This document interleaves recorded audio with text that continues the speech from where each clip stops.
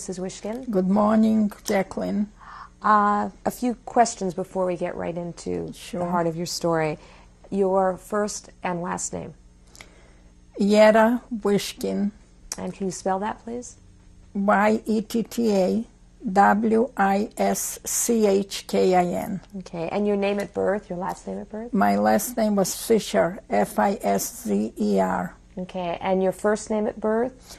Yenta. And that was spelled? Jenta. Okay. And any other names or nicknames that you go by? Yes, my friends and my family all call me Etta, Etta. And your date of birth?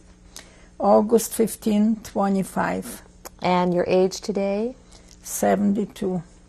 And one last question, the city and country of your birth? I was born in a small town in Bratslav, which was in Poland, the northeastern part of Poland, and it belonged to the state of Vilna. Okay, and Bratslav is spelled how? Braslaw. Okay. Starting with your life, Mrs. Wischkin, before the war, in what city did you actually grow up? I grew up in Bratslav. And what do you remember about your childhood home? Well, I had a wonderful home, loving parents, brothers and sisters. I was the oldest of 6 children. I had grandmothers. My grandfathers died before I was born. And I had lots of friends and lots of family, cousins, aunts, and uncles. And the actual living space where you grew up, was it a house or an apartment? It was a house. It was a 3-family house. And we lived on one end. My father's brother, my uncle Isaiah, lived in the middle with his family. And on the other end, my father's sister, my Aunt Rachel, with her husband and son, and my grandmother Lana lived in the other end. And what did your part of the house look like? Well, it was 2 big rooms. One room was a dining room and living room combination. The other room was a bedroom where we all slept, and it was divided with a closet in between. And then we had in the back a kitchen, a very large kitchen, where also we had a table for eating. And we had a barn outside the house where we had cows and chickens, a garden. That was the house. And were there other homes nearby? Yes, there were a lot of homes because there were neighbors across the street and next door, and it was a very long street. We lived on, before the war it was Pilsudski Street, and when the Russians came in, it was called Lenin Street. And Bratslav had 5,000 people. From the 5,000, 4,000 were Jews. This is before the war? Yeah. Mm-hmm. And what do you remember about your street? Well, it was a plain street, a very long street that went the whole length of the town. And on one side of the street was a big lake, and still is there. On the other side of the street was another lake, a smaller one. And there was a mountain in the middle of the town. And at the end of the street going towards Vilna, you know, the road that went to Vilna, there were 3 or 4 streets that ran off Pilsudski Street. And there was a cemetery, the Jewish cemetery, at the end of the street. There were 4 synagogues, a Jewish school, a Hebrew school, a yeshiva, and on Pilsudski Street was the Russian Orthodox Church. There was also a Catholic church was on one of the other streets, where it was called the 3rd of May Street. We had stores. There were a lot of stores, all kinds of food stores and fabric stores. A lot of nice people lived on the street. Tell me a little bit, when you think of your mother, what comes to mind? Well, she was a loving woman, a wonderful woman, a wonderful balabosta, housekeeper. She was a great cook and a very wonderful friend to all her relatives and neighbors. And what was your mother's name? Fania. And what do you remember about what she looked like? She was tall, a little on the heavy side like me. She had dark hair, short cut, straight hair.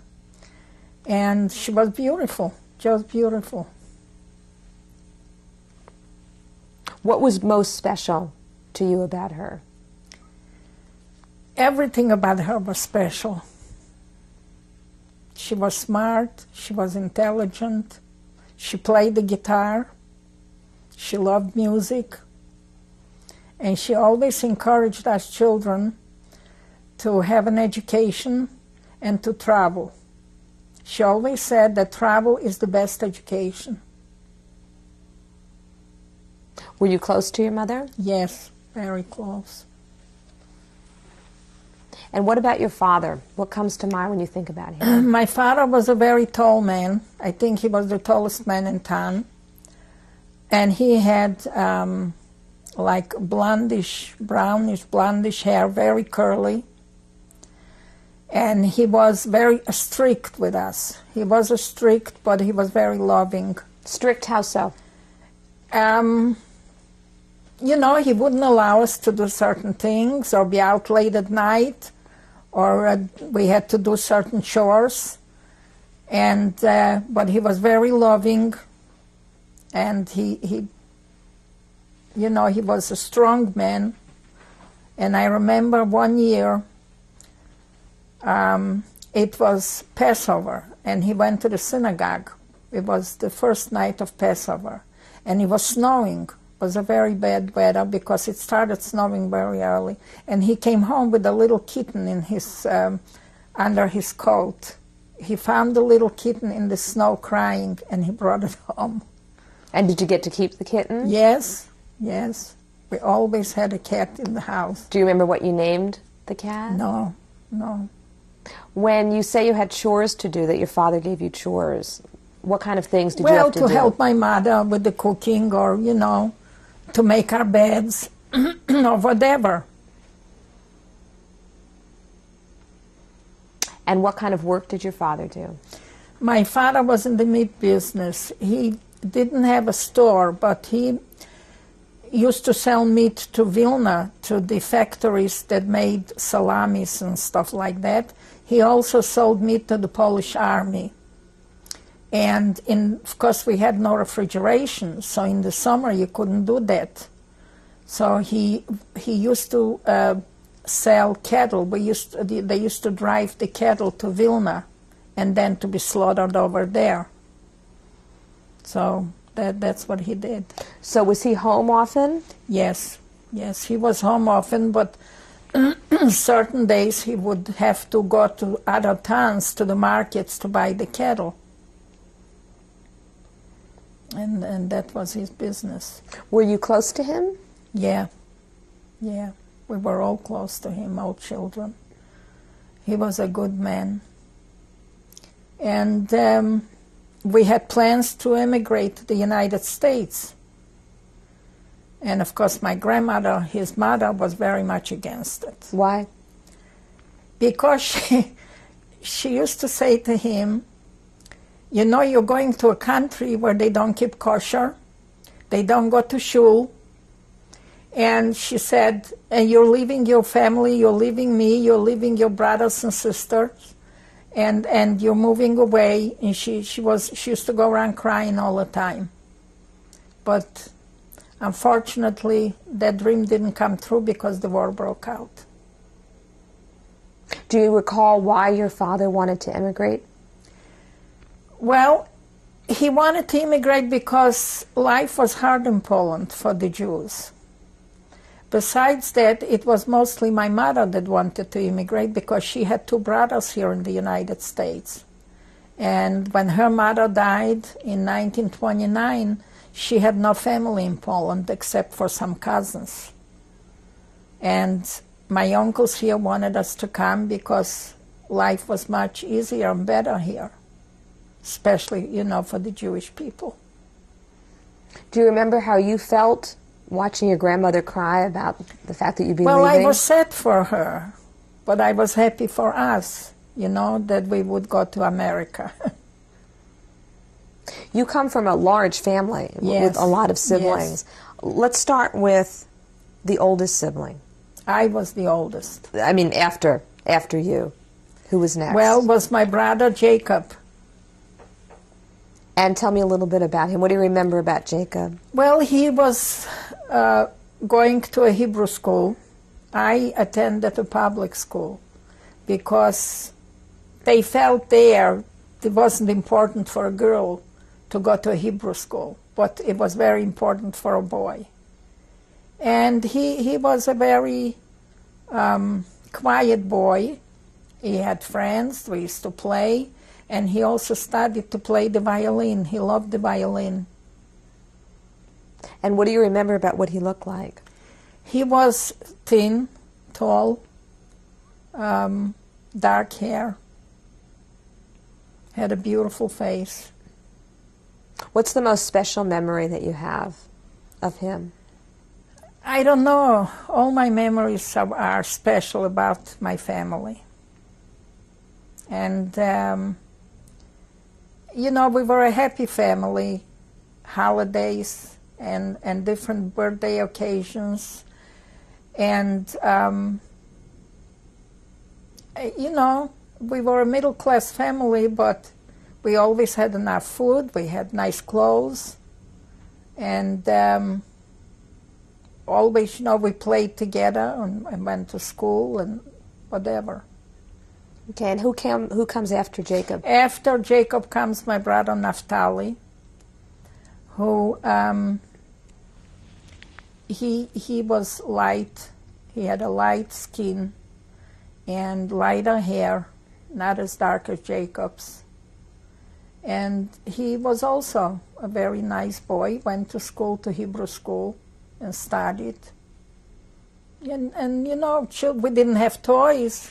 We didn't have any toys, but we always find things to play with, together with our friends, neighbors, friends, boys and girls, and children. We went to school together, had to do our homework, and And who was next in line? Next, we had a brother. His name was Osar, but he died. He was a baby. Mm-hmm. I can vaguely remember. I hardly remember him. Okay. And next? And then I had a sister, Esther. And she was little. She didn't go to school yet.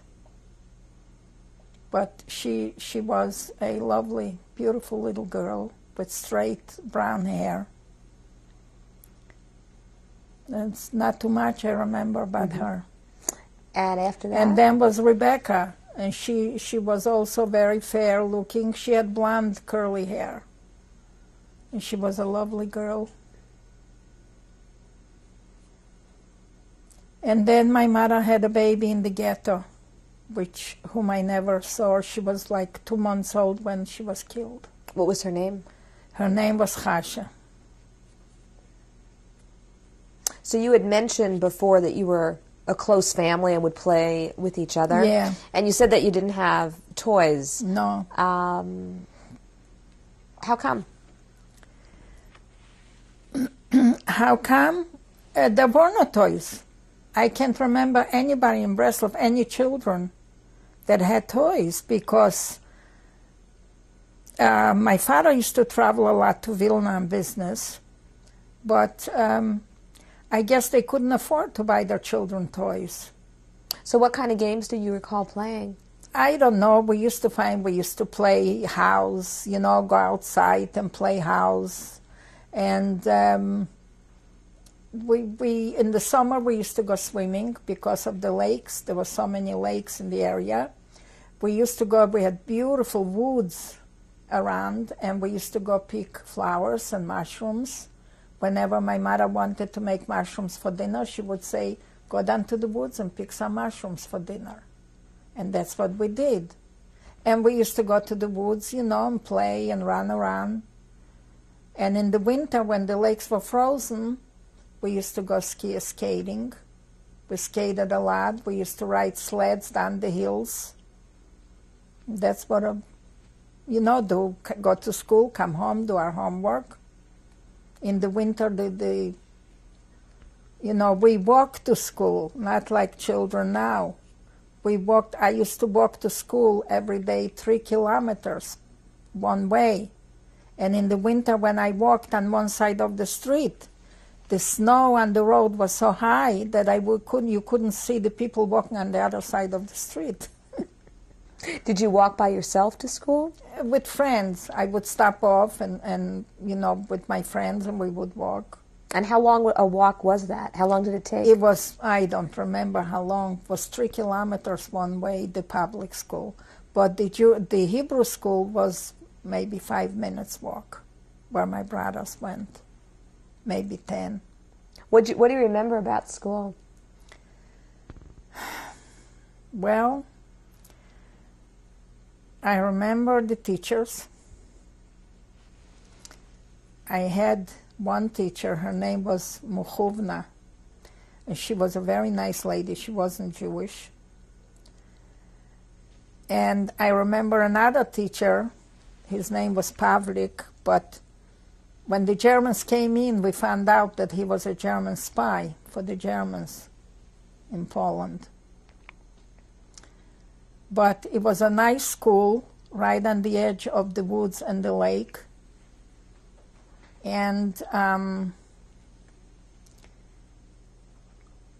there were a lot of Jewish children. There were a lot of non-Jewish children. Did you play together? Yes, we played together. We got along together. But I remember one day I came home crying.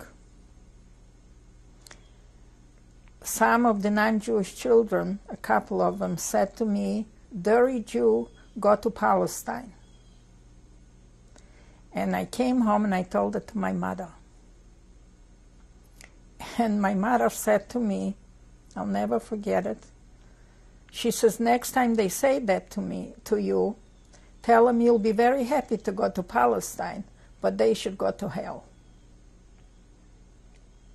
And they shouldn't call you a dirty Jew, because Jesus was a Jew too.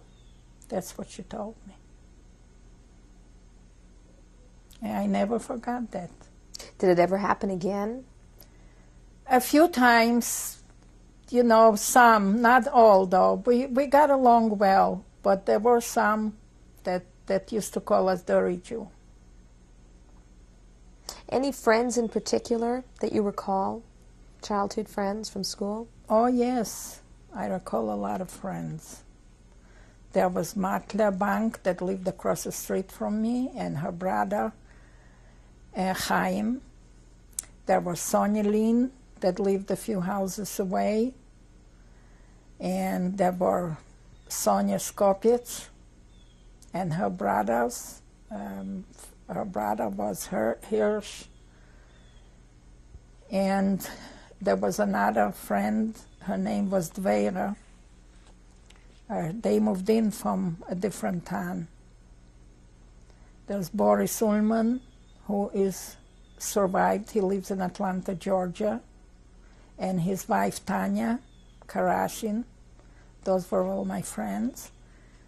I have a special friend, Masha Marin, who lives in New York, who survived the war, and her sister Sonia, who didn't survive. And when you say she's a special friend? She is a very special, close friend, because since after the war, actually my friend was her sister. She went to school with me. But since we survived the war, we've been very close. And she's a very special friend. What was your favorite subject in school? Geography. How come? I was always very intrigued with places and where they are. And I also liked history because I always liked to know what had happened before. But mostly I liked geography. I hated Polish, and I was not too good in math.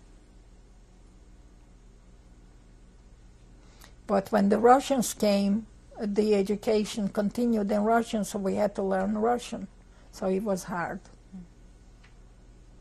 You said before that you remembered about birthdays at home. Yeah. How did you celebrate birthdays? Well, my mother would bake some cake, and she would make preserves herself, strawberry preserves and other preserves.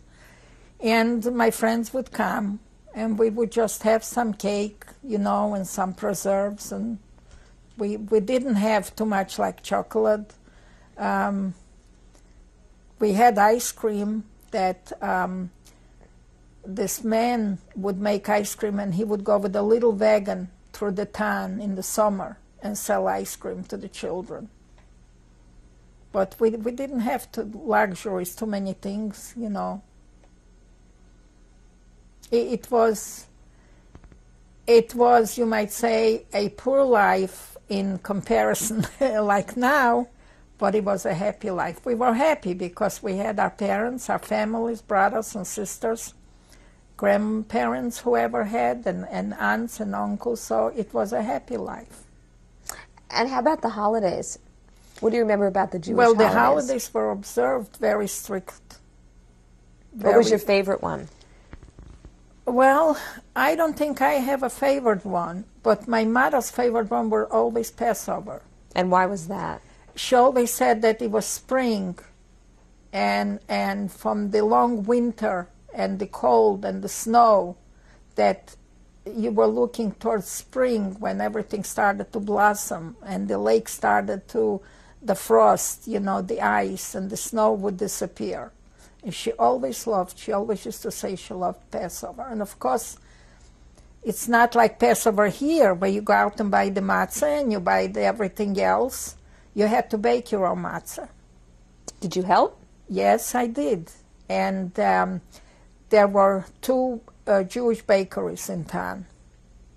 And before Passover, like maybe a month or more, they would kasher out the bakery to make it, for Passover. And say 1 week, the Fisher family baked their matzah. The next 2 days, maybe a different family, the Shermans or the Ullmans or whoever baked their matzah. So everybody would get together and help each other. And I remember I used to help, rolling the matzah out. And if the matzah turned over, it had to be thrown in the garbage because that was not considered kosher. I don't know why. I still don't know why. But something about it that was not kosher. And the rabbi would be there and observe and watch very strict to make sure everything is done according to the Jewish religion. And we always had a lot of fish because of the lakes. And my mother had a cousin who was in the fish business, that the people, would catch the fish, would bring it to him, and he would send the fish to Vilna, to sell. And he had in the yard of his house, there was like a big barn, like a big building. And they had dug in the ground, holes, and they used to keep ice there. And the ice would come from the lakes, and it would stay frozen there all summer in the holes. And my mother always used to send me, like, if she cooked fish for Shabbos, and on Friday, in the summer when it was warm, she would always send me there to put the fish in the holder with the ice so it would stay fresh, because we had no refrigerations and we had no indoor plumbing. We had a garden by the house from, we grew a lot of vegetables and stuff. But all the holidays were nice. But some of the Gentile people who were not nice, some were very nice, used to say that we kill somebody to get the blood to make the matzah.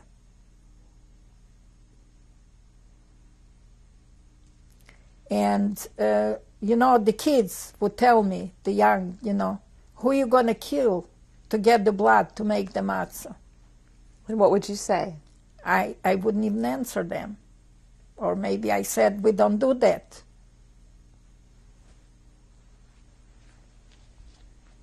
And all the holidays were nice because my mother baked her own challah and her own bread, and you used to wash clothes. When you washed your laundry, it was like a whole week affair that we always had a maid in the house, but for that time when you washed the laundry, there used to come another lady to help out, and you washed everything by hand. We didn't have no machines. How did you do it?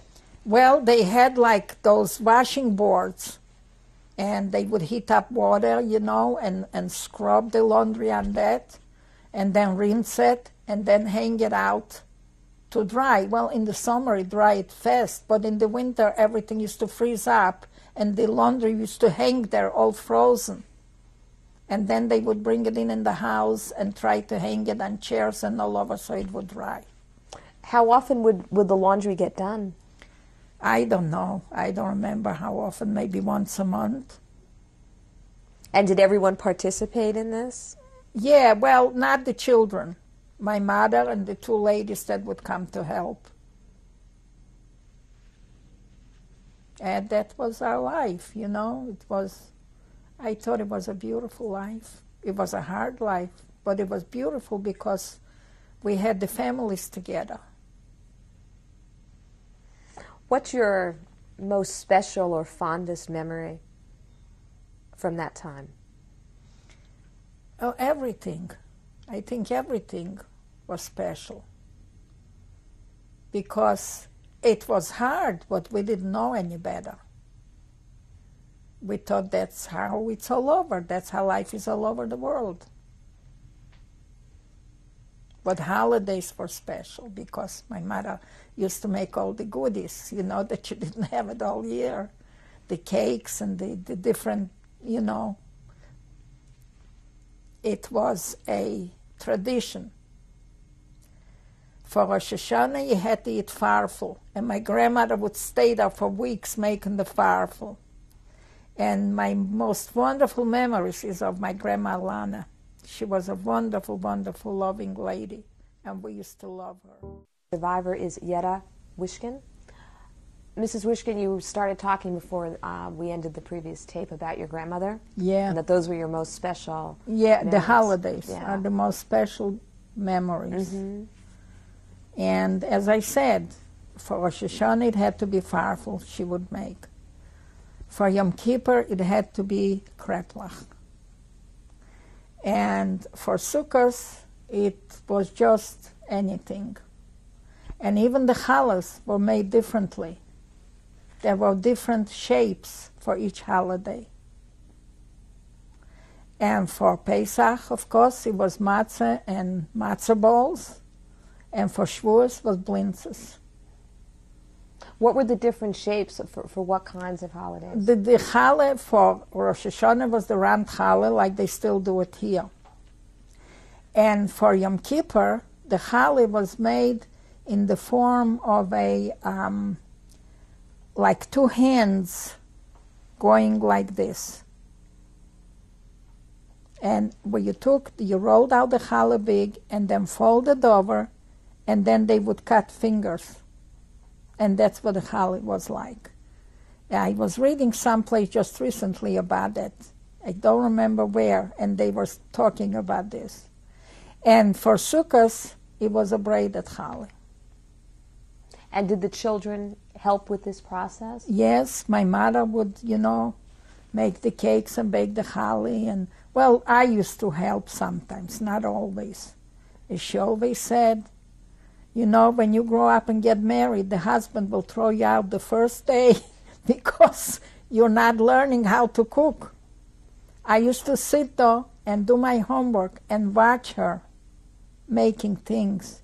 And I still remember till this day. And I make a lot of things the way she used to make. Which one in particular comes to mind? Well, for Passover, she would make sponge cakes. I used to love to watch her make the sponge cake and lick the bowl after. I used to watch her make fish, gefilte fish, which I still make it out of scratch, my own, and stuffed cabbage and different things like soup and all that stuff. I still remember what she used to make. She used to make chicken soup, and she used to make balls, like matzah balls, but not out of matzah meal, but out of grated potatoes. I can still taste them. What it tastes like? Oh, delicious. They were like potato pancakes. It tasted like potato pancakes, but it wasn't fried, it was cooked. And then she put inside gribenes. You know what gribenes are? They used to make chicken fat or fat from geese or ducks and cook with onions and the little pieces meat that was be left, that's gribenes. And that she used to put in the potato kugel, in the balls, the potato balls she used to make. My husband, when he still thinks about it, and when his mother made, he says, he can't forget what it tasted like.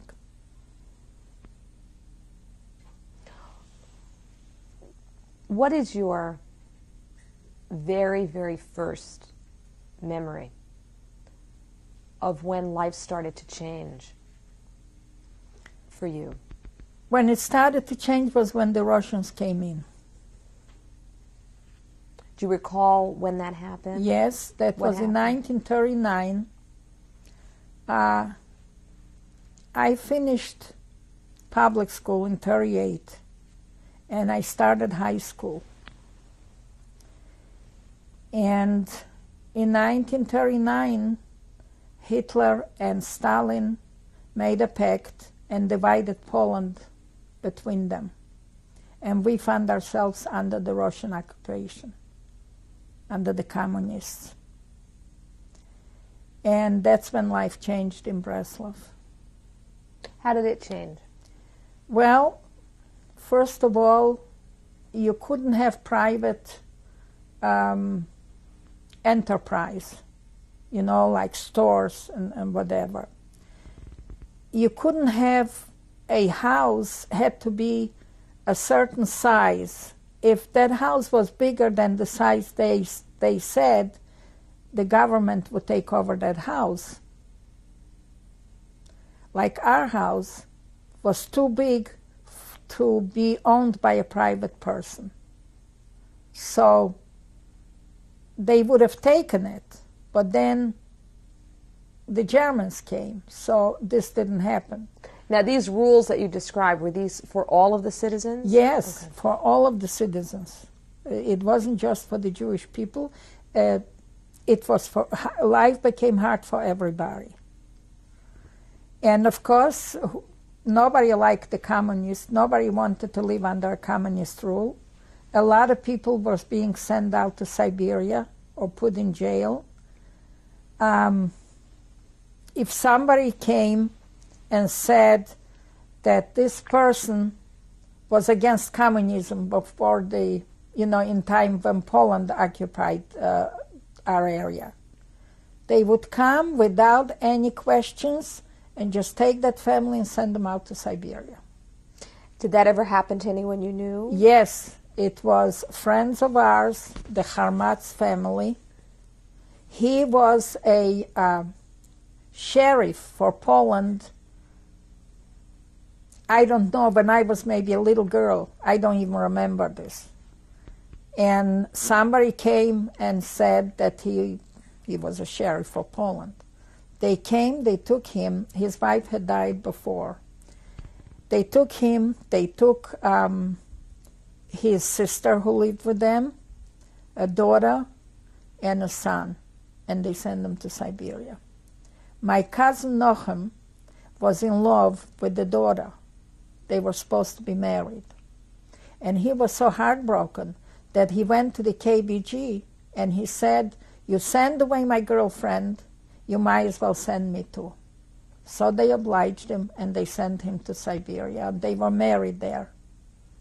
What was the reaction in your house? Well, his parents were very upset, his sisters, his brothers. The whole family was very upset about it, but you know, what can you do? He wasn't a child. And he was lucky. He was lucky because if they would send everybody away to Siberia, or if everybody would run away to Russia, they would have been alive today. He was alive. He came back after the war. When the Russians first came, how did life in your house with your family change? In what way? Well, in our home, it really didn't change too much. It's just that the only thing that changed is that you had to be very careful what you talked or told your neighbor or your friends, because you didn't know who might go and squeal on you. And this was the practice, from what I've heard, all over Russia during the communist rule. People were afraid to tell their neighbors things. You couldn't say a word against the government or the government officials. Not like here, you can say anything you want. You know, it's a free country. But communism is not a free country. Nobody felt free. I had a teacher, I don't know why, that she was sent to Siberia. And during this time, were you going to school still? Yes, we continued going to school, but of course it was in Russian. And I remember I had two teachers. One was the Russian Orthodox priest's sister. She was teaching Russian. And the priest's son, Alyosha, I can still remember his name because they were very good to the Jews during the German occupation, and he was trying to help the partisans, and somebody squealed on him and he was tortured and killed. But he was a wonderful man. And he was my teacher and we continued our education. So there was no problem there. And for your father's business? It ceased. It wasn't the same anymore. And of course we didn't have, you know, the things we... for Poland, my mother had two brothers here in the United States, so once in a while they would send us packages of clothes. So that helped. You know, my mother would take the clothes and make it over for the children. She would give it to a dressmaker. There is a woman in Long Island who was a dressmaker in our town. She came from another town, and she was learning how to sew. Until this day, she remembers my coats and my dresses. I don't remember, but she remembers, and she always tells me about it, how when she used to bring the clothes to the house, how my mother always gave her a tip. There's a lot of good memories. And how long was it before the Germans occupied? Well, the Russians came in 1939. The Germans came in 1941. Okay, and in 1941 you would have been how old? In 1941 I was 16, not quite 16 when they came in. And what do you remember of that day?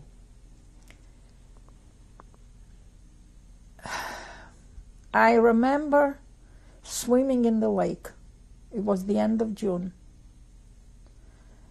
And we heard like bombs, we didn't know if it was thunder or bombs, a couple of my friends and I. And we jumped out of the lake and we ran home. And we were told that the Germans are coming. And do you recall what that meant to you at that time? No, it didn't mean anything to me because, you see, the grown-ups knew and they heard a lot of stories, horrible stories that was coming out from Germany and from the other part of Poland where the Germans occupied in 1939. But they didn't discuss it with the children. They kept it from us. But I remember a lot of people who had horses and wagons put some of their belongings and their families, and they were running towards Russia. And I remember my grandmother standing near our house, and my parents, and I don't know who else, there were other people. And she said, "Where are they running? Why are they running from the Germans?" She says, "The Germans are nice people. I remember them from the First World War. So why are people running away? They're leaving their homes, their everything, and they're running away?" She couldn't understand what was going on. And were you there? Did you see people leaving? Yes, yes. Do you recall what you thought? I don't remember what I thought. People were running, and I didn't know why they were running. Some cousins of mine, some friends, some neighbors. And they were running. I'm sure my parents knew why, but they didn't say nothing to the children. Now, after you heard the bombs and you came running back home, what happened at home? Well, everybody was talking, the Germans are coming, and I could see people were upset, everybody was upset and worried. But I remember, I didn't understand it. Now, how long, if you remember, was it between when you first heard the noise and the bombs, when you actually saw Germans coming into your town? It was maybe 2-3 days after. It was on a Thursday they came in. What do you remember of that day? I remember seeing motorcycles with German soldiers and trucks with German soldiers coming in. And where were you? I was home. I was home with my parents and the family.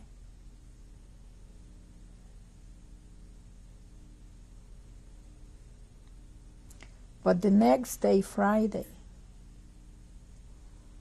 that was a horrible day. What happened? The Germans announced that all the Jews should assemble at the end of the town.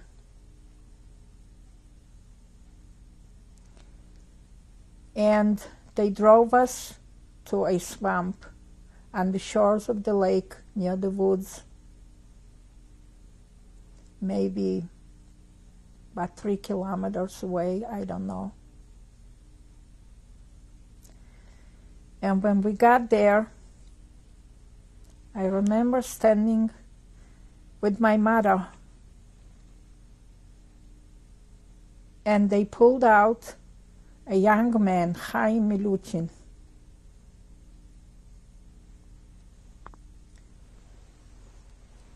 And the sheikhet, the kosher slaughterer, Shloime Silber, whom I knew from the day I think I was born, and they shot him right in front of my eyes. I stood there watching in horror. And Chaim yelled out with his last breath, "Jews, avenge our blood." I will never forget his voice. And then they told us to go and just sit down or lay down, because if anybody will try to run or will do anything, if we don't do what they tell us, they will shoot us just like they shot those two people.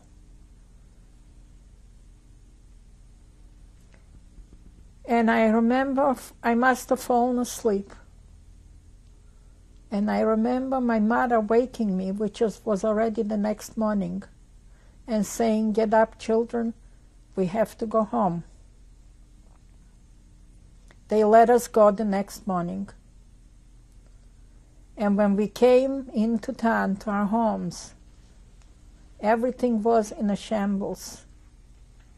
Our homes were robbed by the Christian population with the consent of the Germans. And when I think about it now,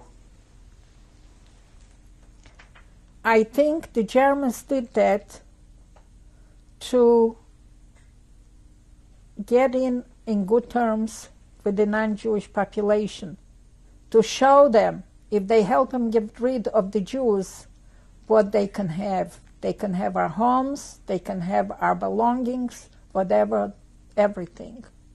Because our homes were in shambles. I remember walking into the house and everything was upside down.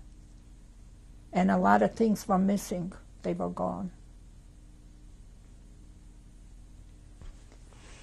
The two people who were shot, do you recall if it was a random selection or they were chosen for some reason? I don't know.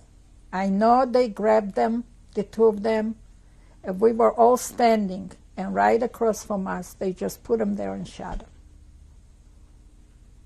Now, these were all of the Jewish people from the town. Yeah. So, do you recall about how many people we would be talking about that were there at the swamp? I don't know. I don't know.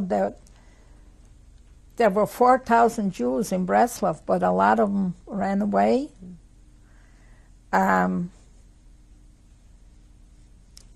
don't know, maybe there were 3,000. I have no idea.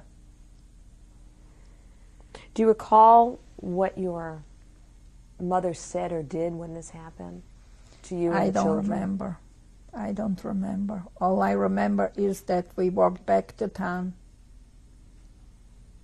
And when we walked into the house, everything was in shambles. It was upside down. And then what happened?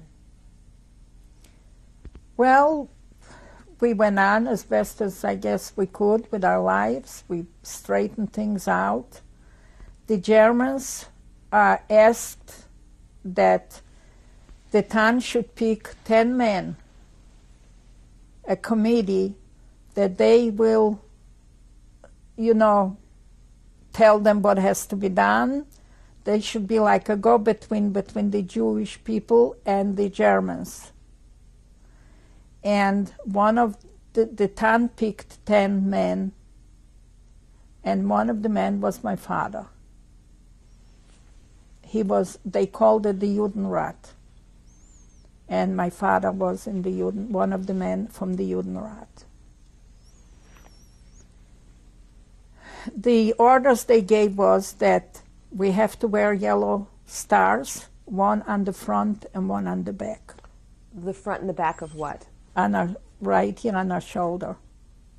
One in the front and one on the back. We couldn't walk on the sidewalk. We had to walk in the middle of the street because only the non-Jewish people could walk on the sidewalk, but not the Jews. When the German soldiers were driven to the Russian front, they said all the Jewish homes should make sure to close the shutters as not to look out. Not only to look out, maybe they were afraid that somebody might throw a rock or something. I don't know why. But I remember they used to say when the order came that all the Jewish homes should close their shutters. Nobody is to look out the window. They also ordered some men to go to work for the Germans, to send girls, women, to clean the headquarters where the Germans were and some of the places where they lived. I remember that I had to go with some other girls to the Jewish school, and we had to knit socks for the German soldiers, whoever could knit. And my grandmother used to knit all the time, and she taught me how to knit. So we used to sit there and knit socks when we didn't clean their houses. And there were rumors from other towns where the Jews were being shot. And whoever ran away, they used to come into Bratslav, to stay with us. And I remember my mother's cousins came from Latvia. They ran away from Dvinsk, where the Jews were killed there. But they still wouldn't talk openly in front of the children to tell us really what we were kept in the dark a lot. But I remember the cousins came and they stayed in our house. And there were all kinds of things that where Jewish people would go to a Christian family and ask them if they would hide them. And then when the war will be over, maybe the Russians will come back, if they would save them. And one of those was our neighbor, Mr. Ullman. They had a hotel in Bratslav before the war.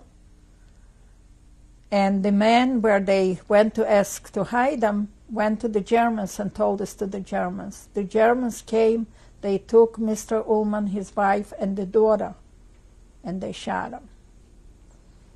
And luckily the son wasn't home that day, so he was saved.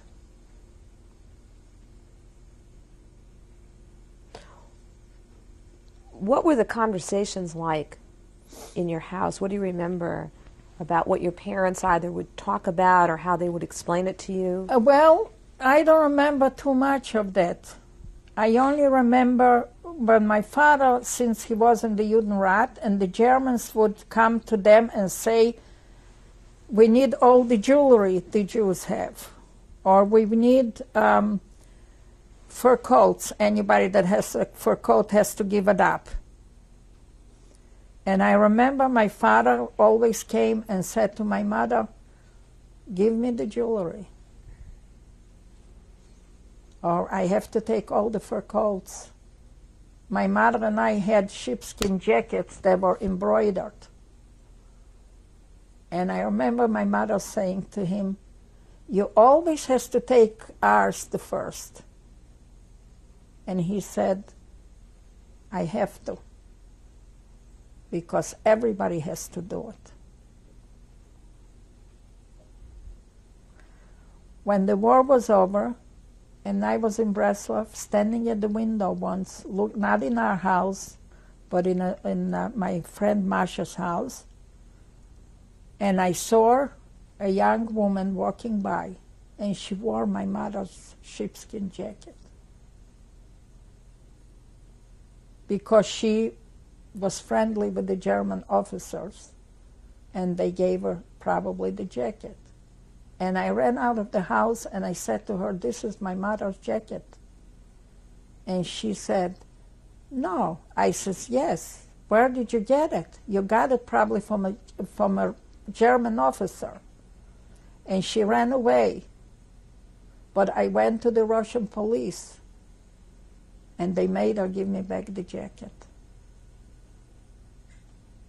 Did she ever admit to you that she knew whose it was? No. But, things like this were not that many in the town. Not too many people had the same things. I remember when my mother had the two jackets made, one for her and one for me. When the Germans had first occupied the town and after this incident at the swamp, what was your level of fear? I mean, what did you think about? I don't remember what I thought about it. I remember being afraid. Of what?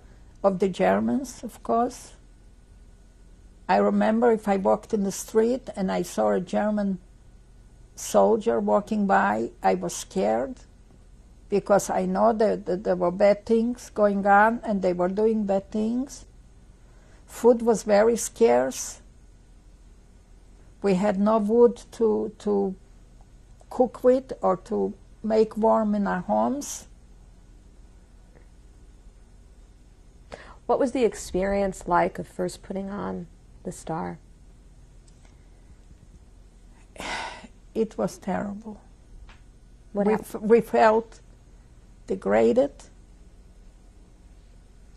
We felt, I don't know, that we're different, that maybe we're bad.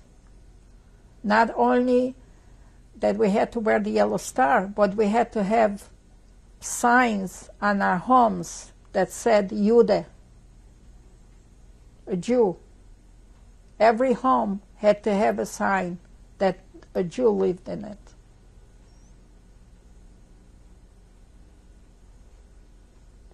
Did you have to adhere the star to your clothing yourself?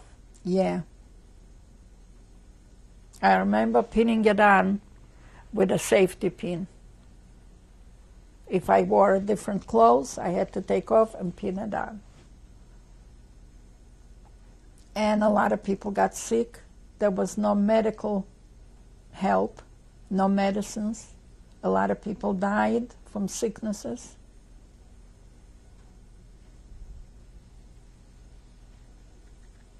And things were bad, very bad. We couldn't continue our education. We couldn't do anything. The Jewish people couldn't do anything. And then the Germans decided to make a ghetto. What do you remember about when that happened? Well, the ghetto was created on our street. So we got to stay in our home. But they had to move people out of the other streets. So other people came to live in our house. Did you know them? No, I didn't. There was one couple, I didn't know them. My mother's cousins, 3 cousins from Latvia who ran away were there. And they said there was a few houses away from ours, there was a little bridge with a little, like river, very little, that connected the 2 lakes. And there was a bridge going over it, a small bridge. And they said that the people on the other side of the bridge will die because they're elderly, sick, children. The people on our side of the bridge will not die because they are able to work. And I didn't know this at that time, but I found this out after. One of my father's friends, Nathan Belyak, came to my father because he was in the Judenrat and said to my father, are we the people who are going to die? Are we going to die? And my father looked at him and said, Nathan, we are all going to die. Because they knew, my father and they knew what was happening. There were people being shot in towns, in small towns all over, and the people who ran away said what was happening. Now, when your street was made into a ghetto, was it sealed?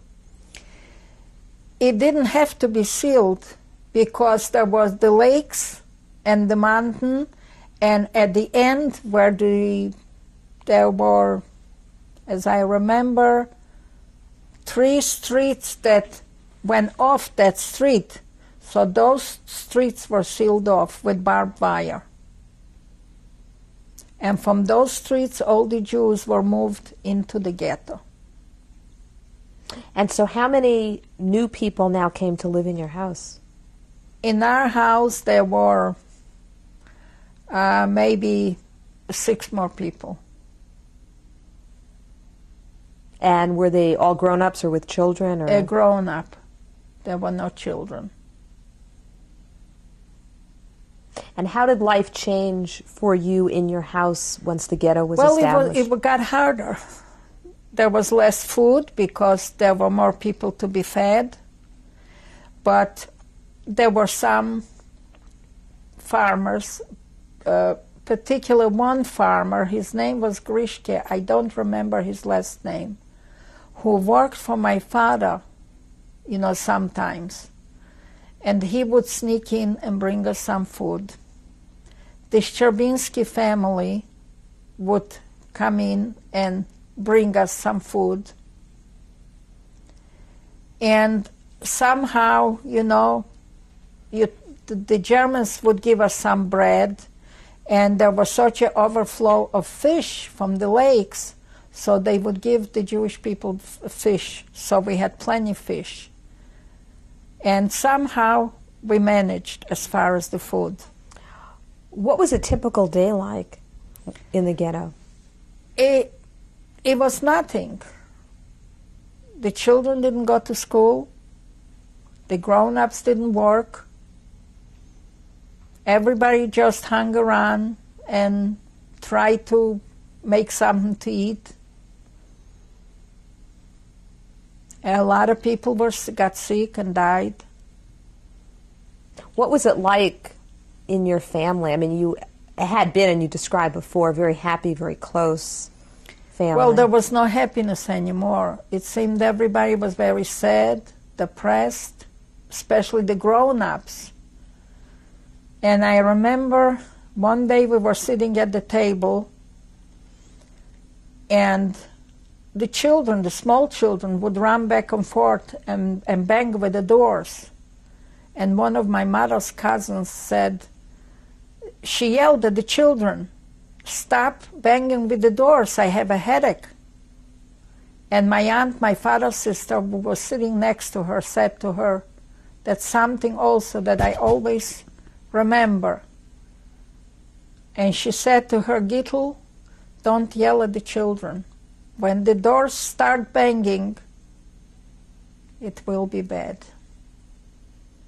Let those doors bang forever." And at that time, I really didn't understand what she meant.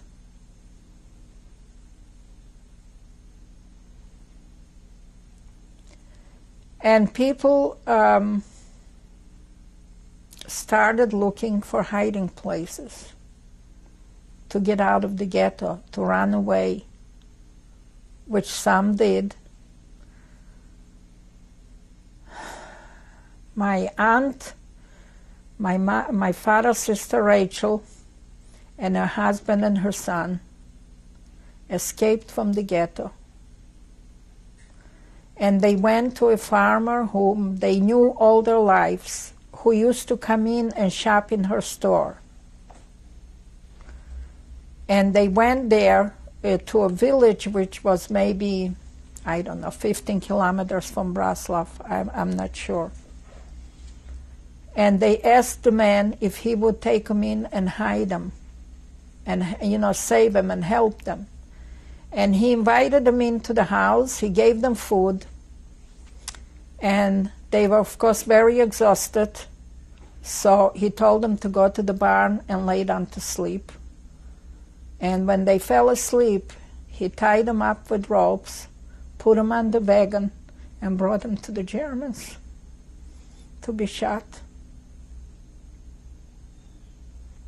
What was the benefit to someone of doing that? What would they gain from doing that? Well, I think they felt if the Germans kill all the Jews, they can get the Jews' homes, they can get the belongings. Maybe my aunt, I don't know, because at that time, I found this out after. Maybe my aunt and uncle had some money on them. Maybe they had, some kind of valuables. I don't know. And maybe he saw a chance of getting that. Was there much talk in your home about escaping? No. There was nothing said in front of the children. Still? Yeah. My parents never discussed it, and we never knew that my father was preparing a hiding place in the basement. And he, with the help of one of my cousins, prepared a hiding place in our basement. In the meantime, my mother's cousins, who met the Stravinsky family while they were in our house, asked them if they would take them in and hide them. And when the war was over, they would give them money or whatever, jewelry, I don't know. At that time, this is what I don't know if they promised them anything or not. I couldn't say because I didn't hear it. But it seems one day they disappeared. And I didn't know where they went or what happened. And I don't remember anybody saying anything where they went. Maybe I did ask, and maybe I was told that they went away somewhere to a different town or something. I don't remember. But on June the 2nd, the day before the massacre, the Germans asked the Judenrat that they need 100 women, young women, to go to a small town which was called Slobodka, which was like maybe 10 kilometers away from Bratslav, for work, to do some work. I don't remember. I don't know what kind of work. Maybe to clean the soldiers' barracks there, or what kind of work they needed them for. And I remember waking up the next morning. My mother woke me up, or my father, I don't even remember who woke me up, and took me by the hand and dragged me in the hallway. We had a foot closet, and the floor from the foot closet came up, the boards, and my father pushed us in to the hiding place. Who was the us? The children. Okay.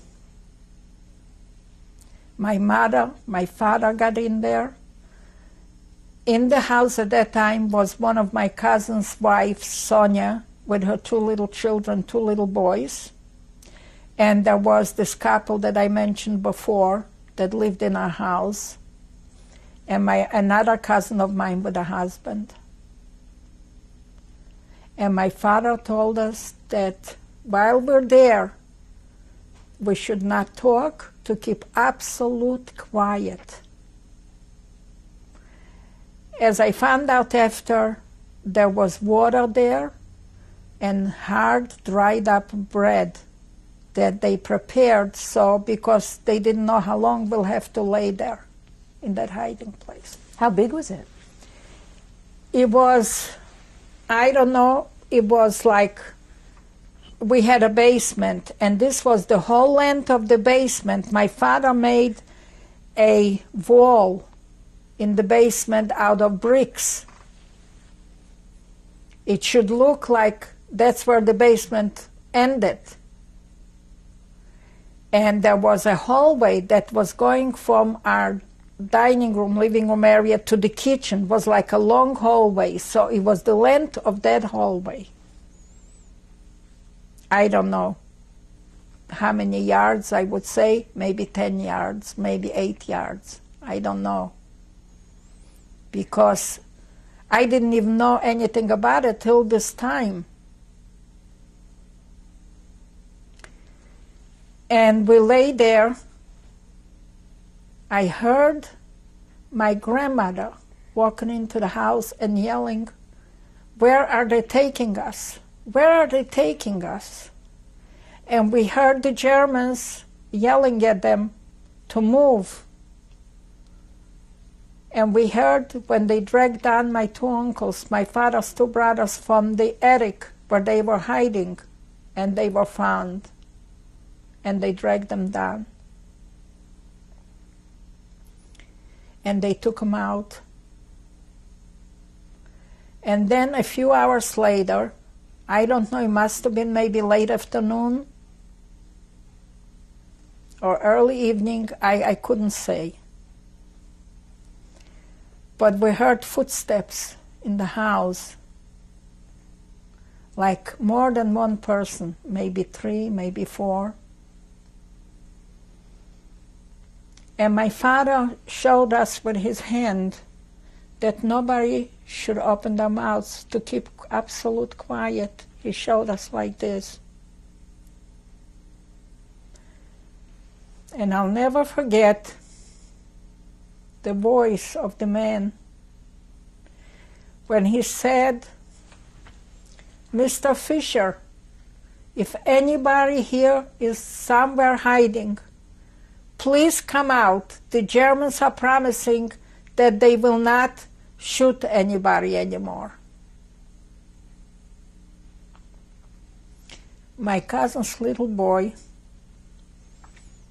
started crying almost, and this lady who was there put her hands over his mouth and his face.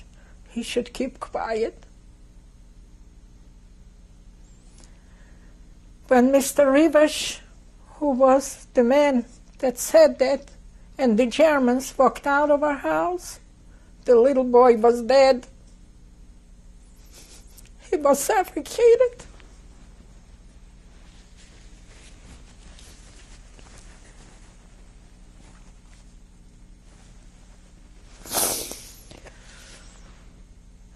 My father and my cousin took him out at night and buried him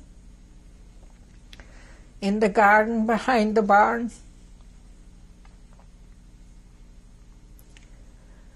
When I was in Bratslav 4 or 5 years ago, and I went to our house, a Russian lady who lives there said, "You know, sometimes at night we hear a child crying." I don't know who's crying, but my girlfriend said, Masha said to her, who was there with me, she said, "Of course there's a child crying here. There's a little boy buried right here in your garden."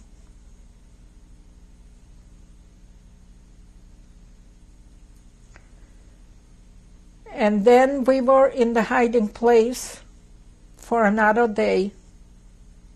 The next night, my father, we came out of the hiding place into the kitchen, which was in the back of the house. And my father said that he wants me and my brother Naftali to go to the Stravinsky family, which was 18 kilometers away from Bratslav. And he told us then that my mother's cousins are hiding there. How did you feel about leaving your family? I didn't want to go, neither did my brother. I remember crying. My brother was crying. I was crying. We said, "We want to be with you and Mommy and the children." And my father said, "Children, you have to be brave, and you have to do what I tell you. And Mom and the children and I will go find another place to hide."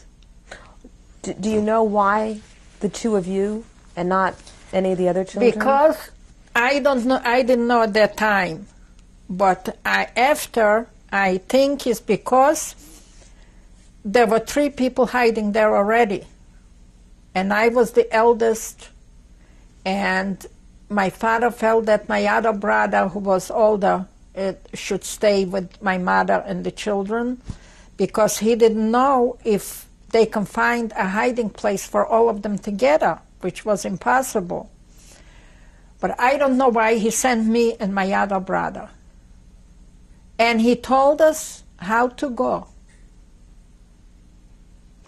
And till this day, when I think about it, I don't know, and my mind can't absorb it. I can't understand how we went and how we found our way to go there, because we've never been there.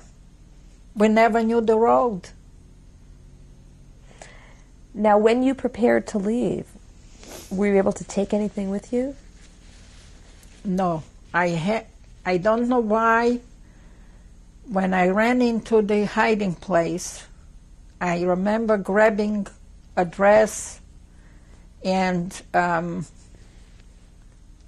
I had a little album with, I don't know why I grabbed that, which I still have that album, where schoolmates used to write in poems. All kids had that in school. And I grabbed that with me. And there were some pictures inside, a couple of pictures inside, like the picture I showed you when I was in 3rd grade. That I had with me. I don't know why I took that. I mean, at a time like this, you don't stop to think what to take and what not to take, where you're going and what you're doing. But my brother and I left, and we walked that night, and then we walked into the woods and we fell asleep. We were exhausted. How easy was it to leave and to escape? We just walked by the edge of the lake at night, the two of us, hoping and praying that nobody will discover us, nobody will catch us. That everybody was asleep maybe, it was late at night, I don't know. Do you recall the last things your parents said to you when you left? No, they hugged us and they kissed us, and they told us to be brave and not to worry, and just to go there, and the Strabinskis will take us in and help us.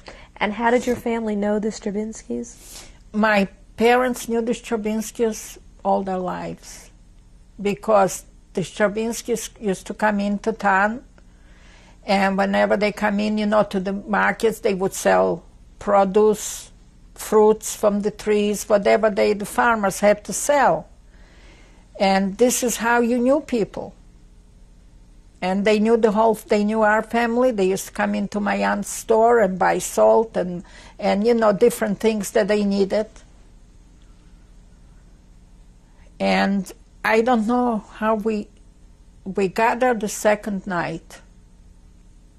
And I remember walking over to the house. It was like something was taking us there. I never saw the house. I never knew anything about the place. I've never been there. But it was like I knew exactly where it was, and we walked over and we knocked on the door. And I remember that Mrs. Stravinsky came out, and she was like stunned when she saw us, of course. And she told us to go. Each farmer had a sauna where they used to take baths. Once a week they would heat up the sauna and go in there and wash themselves to take a bath. She told us to go in there and to stay there and in the morning they will come in to see us. And I'll never forget when her husband, Donat, walked in and brought us food. And he looked at us and he saw my brother and me sitting there crying. And he put his hands on our shoulders. And he said, "Don't cry, children. I will be your father now, and I will take care of you."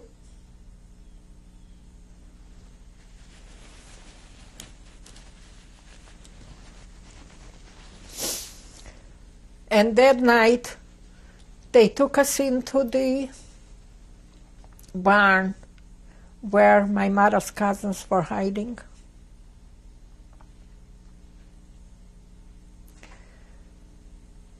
There was a hole in the ground dug, and it was covered up with straw and hay, and there was a lot of straw in there, but they used to keep for the animals that they had, the cows and everything. And we used to crawl into that hole with our feet first. And they made out of straw, like a cork, a big cork, that we would pull in after us into the opening. So if you looked from outside, all you could see is straw. And that's where we were hiding, 5 people. Could you stand? No. You couldn't stand, you couldn't even sit there, just laying down. But during the day, we would crawl out from there and walk around, and always 2 of us had to look out on each side through the openings in the wood, because the barn was made out of, like long pieces of wood, like trees, and there were always in between little places where you can look through. So we used to watch on each side to make sure nobody is coming by or riding by, because the barn was right by the road. How old were your mother's cousins that were with you? They were, I would say, in their maybe late 40s or early 50s. And had you been close to them before? I never knew them before, because they lived in Latvia.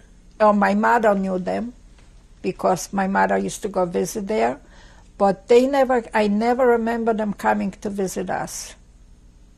And how did you all get along? We got along fine. They were, of course, happy to see us, and we were crying. Do you remember their names? Yes. There was Lova Gravitz, his wife Gittel, and my mother's cousin, who was also his name, the same name, Lova Gravitz, who perished, and her children were perished in the ghetto in Latvia, his wife Ida. And at this time, how old were you and your brother? Well, this was in 1942. I was 16 and not quite 17, but I was a very naive and young 16, not like today's 16-year-old children. I didn't know too much about the world or different things. And as I said before, our parents and the grown-ups didn't talk, in front of the children about a lot of things. Like there were 13 men that the Germans took to work at the railroad station. And the man, the overseer, a Gentile, told the Germans that the Jews are idling, they're not doing the job right. The next morning, the Germans just shot all of them. And there were a lot of different incidents that I didn't even know about it, that was happening. And how old was your brother at the time you were at the barn? He was maybe 3 or 4 years younger than me at that time. And how did you occupy your time during the day?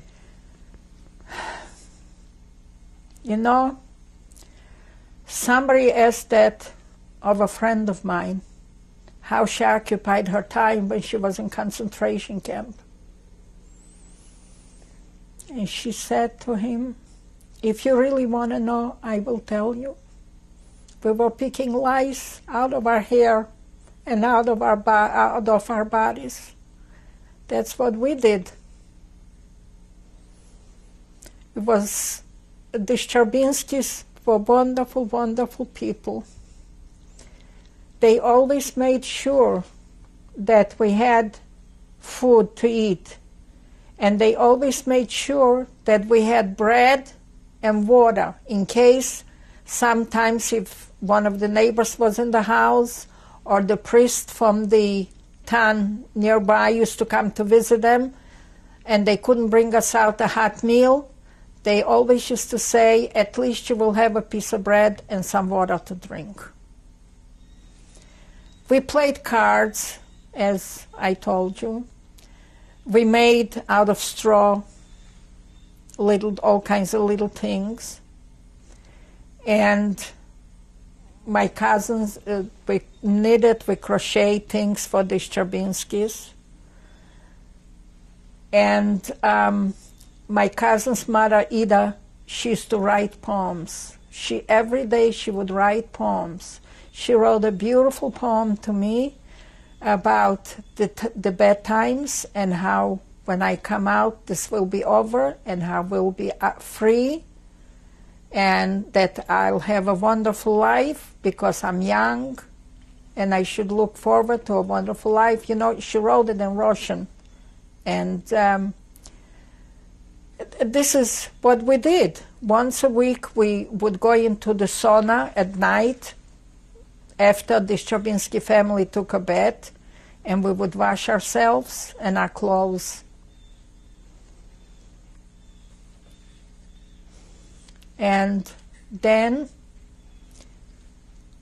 we found out that the Germans made a new ghetto because they killed all the Jews on the 3rd of June, and there was a town not far from Bratslav called Opsa, where there were still, the Jews were still there in a small ghetto. So they brought all of them into Bratslav and they organized a new ghetto. Mrs. Wischkin, before we talk about the new ghetto, I had just a couple more questions about the time in Haide. What were your feelings about being Jewish during that time? I had no feelings. This is what I was. I was a Jew. I was proud to be a Jew. And this is what I was. I would never think of changing my religion or anything. I remember this couple that moved into Bratslav before the war, that was for Poland yet.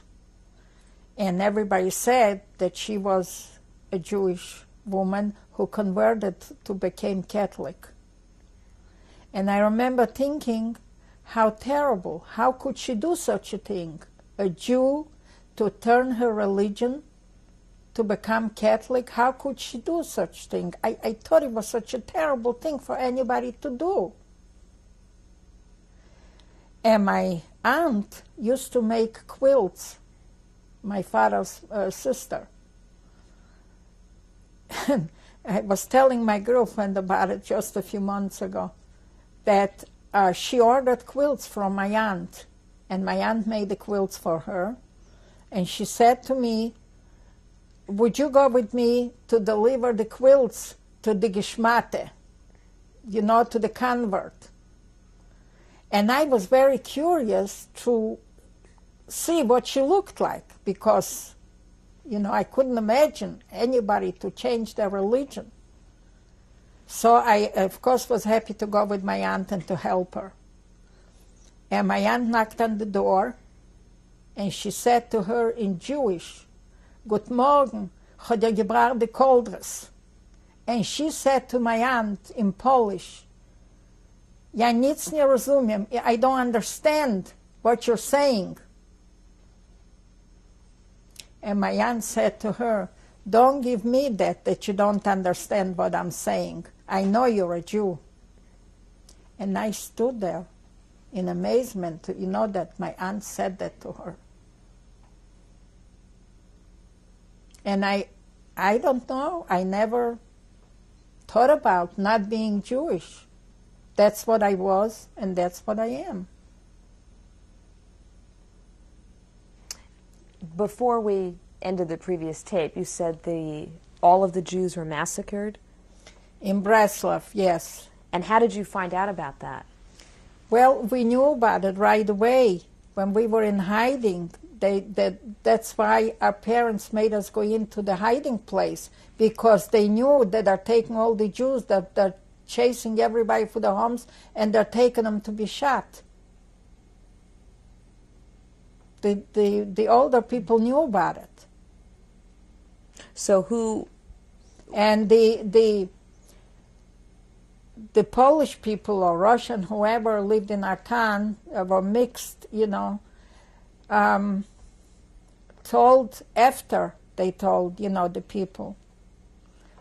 There were 2 big graves dug behind the railroad station in the woods. And they drove the Jews there, and they had boards laying across the pits. They told them to get undressed, to step on the boards, and when they stepped on the board, they shot them and they fell into the pits. For 3 days after, they said, there was blood oozing out from the pits. And the Germans ordered the people living there around in the area to bring wagons of sand to cover up the pits. So because the blood was running out of there. Now, in that massacre, who from your family did you lose? I lost my grandmother, 2 uncles and their families, their wives, their children. I lost my father's cousins who lived in the town and their families. I lost a lot of neighbors and wonderful friends, schoolmates. From in the ghetto, they said, were 3,500 Jews in the ghetto, and that includes some that ran away from other towns and came into our ghetto. And from this amount of people, there were only actually survivors, around 40 of us that survived. I am not counting some of them who ran away to Russia when the Germans were coming in. Some of them, that ran away, they all came back because they were all alive. But the ones that were in the ghetto, there were only, they said, around 40 of us that were left alive. So then from that initial massacre, your immediate family, your parents and... No. My parents were not killed then. Right. So they survived. They survived. Mm-hmm. Only for a short time. Now, when you heard about this, when you were in hiding, what was your reaction, yours and your brother's? We didn't know what happened to our parents then, mm-hmm. because we felt that they left the hiding place like we did, and they went someplace, and we were hoping that they found hiding places. But we didn't hear from them, and we didn't know. Who was it that told you that this had actually happened? The Szczerbiński family knew about it because they used to go into Bratslav, and they heard about it. They knew that all this what happened, that the Jews of Bratslav were all shot, and how it happened. Because I wasn't there, I didn't see it. And at that point, when this had happened, how long had you been in hiding? We were in hiding for a few months after the massacre that happened. And up until that point, how long? This happened before I left Bratslav, before we left the hiding place in our house. Oh, my goodness, okay. That happened on the 3rd of June. And we left Bratslav like probably on the 5th of June. Oh, I'm sorry, I was confused. Okay. Yeah, and on the 5th of June is where we came out of the hiding place. And we left Bratslav. And we knew already then, my parents knew already then what has happened. The town was empty. The ghetto was empty.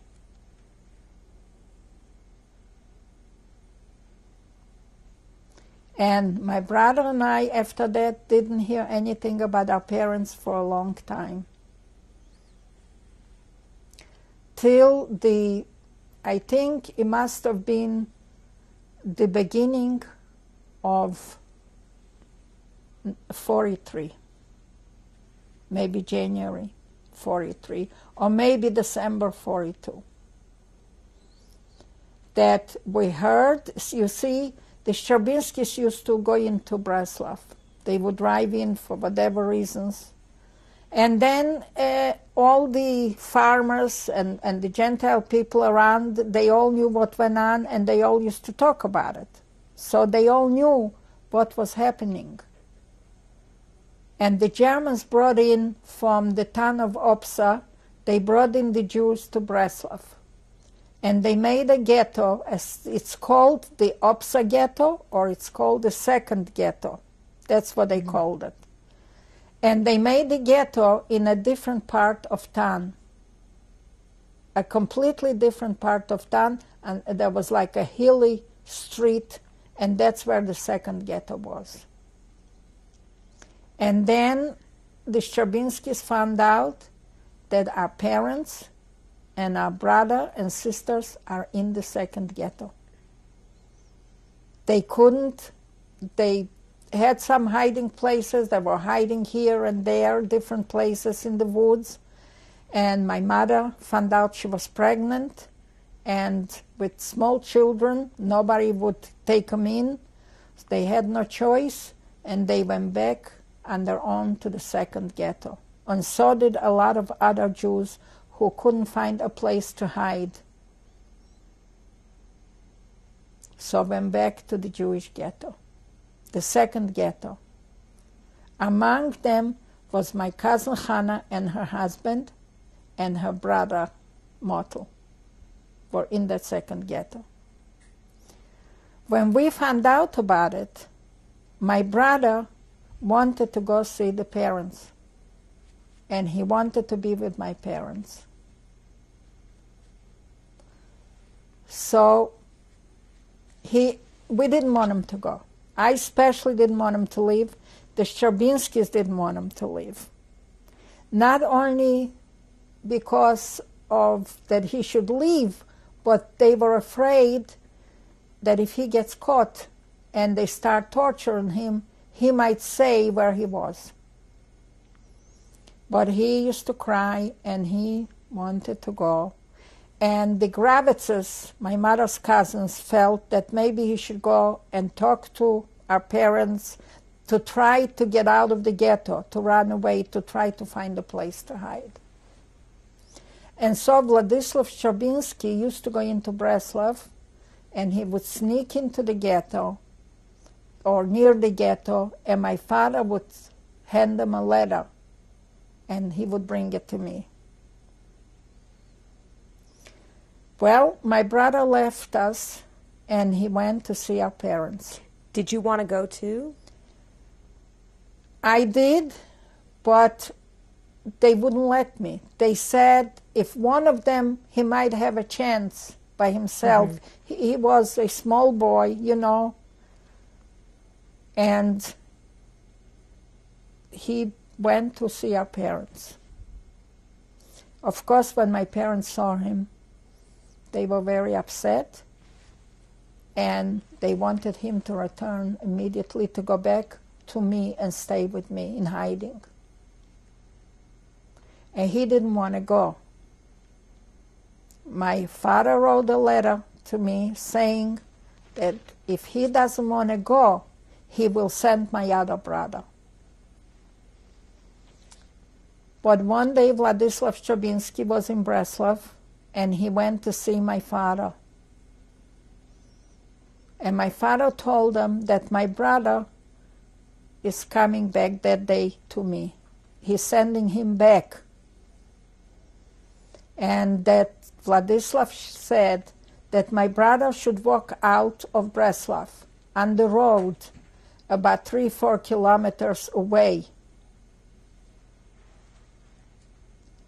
And he will, when he goes back, he's gonna, it was winter, and he was riding on a sled and, with a horse, and he will pick him up on the road. Vladislav took off his jacket, and he gave to my father. My brother should wear the jacket, so when he drives, he will recognize him from afar. When Vladislav left Bratslav,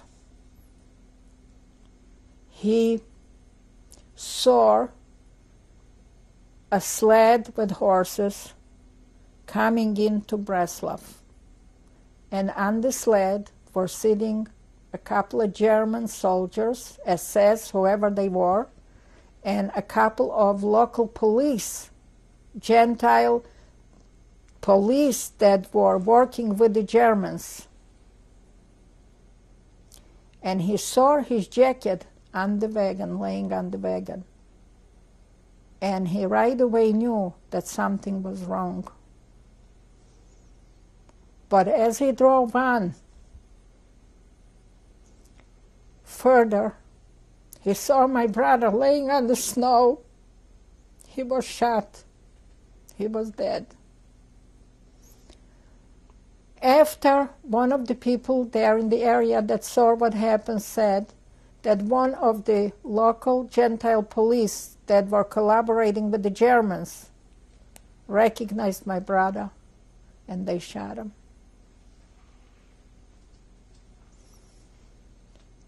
I don't know who people that lived in that area buried them on the field near that place. And when the war was over and I came to Bratslav, I found out where. I took them out from there and I buried them near the pits where all the other Jews are.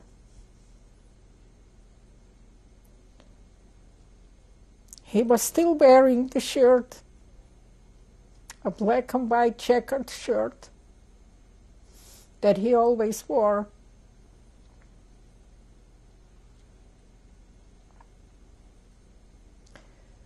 At the time, I didn't know about it because they didn't want to tell me.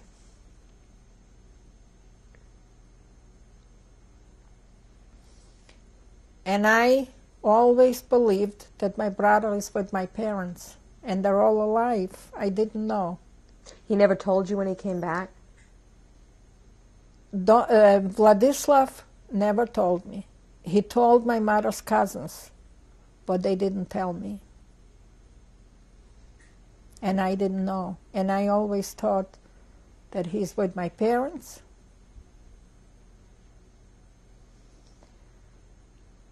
That was February 1943 when it happened. There were many incidents while I was in hiding where the Germans were burning villages. And the Szczebinskis were afraid that if this happens, that we'll be found out. And of course, if we're found out, they'll kill them too and their children. They put their children, their lives at stake, their children's lives, to save us. So we were thinking perhaps to try to go to the woods and try to get in touch with the partisans. And the Szczebinskis didn't let us go. They said, whatever will happen, you've been here already such a long time. Let's hope things will finish, the war will be over, and they didn't let us go.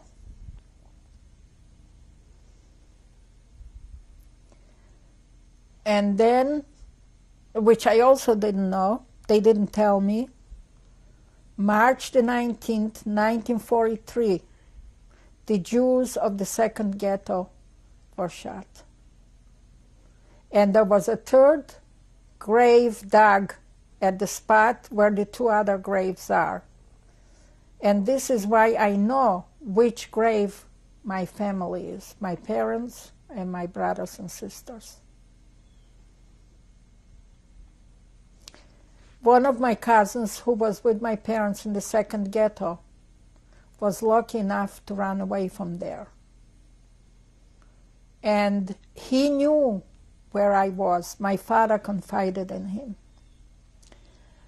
But when the war turned and the Germans were losing the war and the Russians were coming closer, the Germans were burning a lot of the farms, villages. You know, as they were running away, they were burning a lot of places.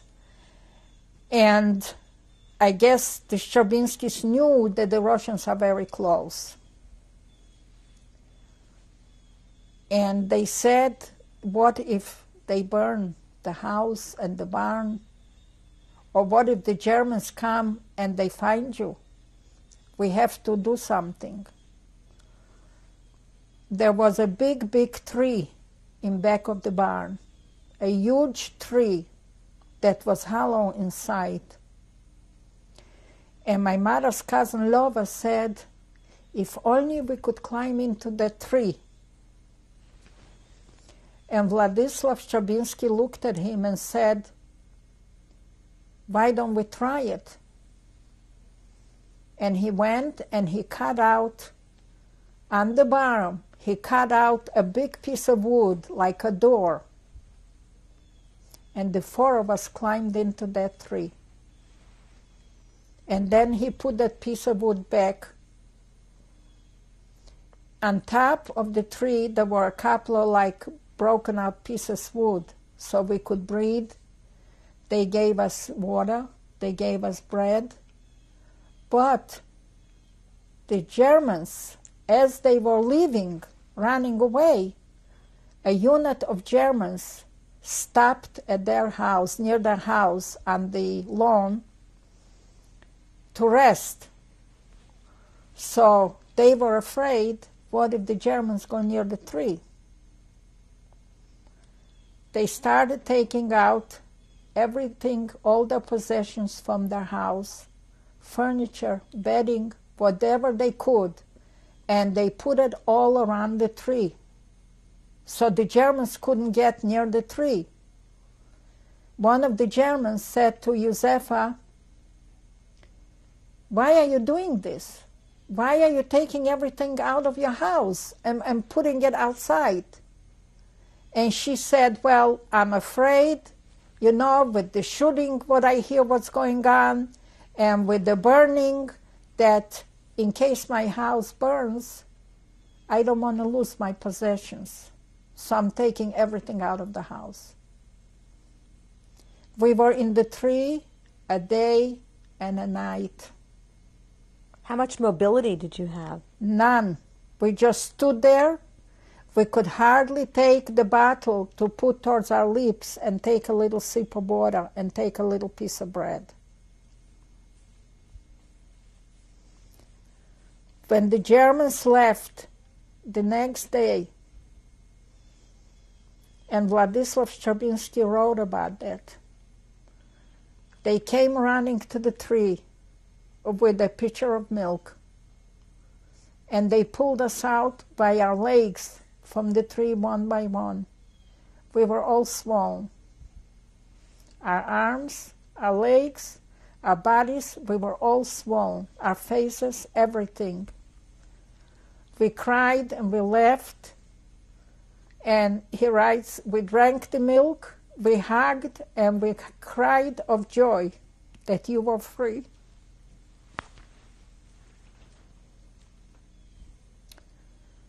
The next day, my cousin Motel, who knew where I was, came to the Szczerbinskis to see if I'm okay and if I'm still there.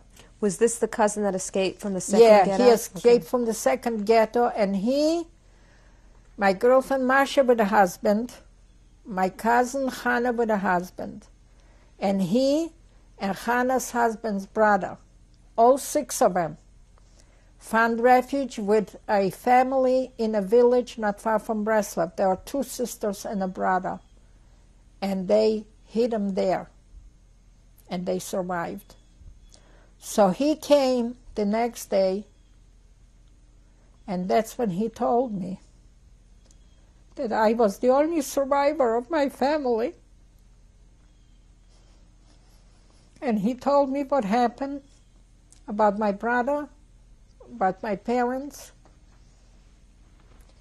and all the other people.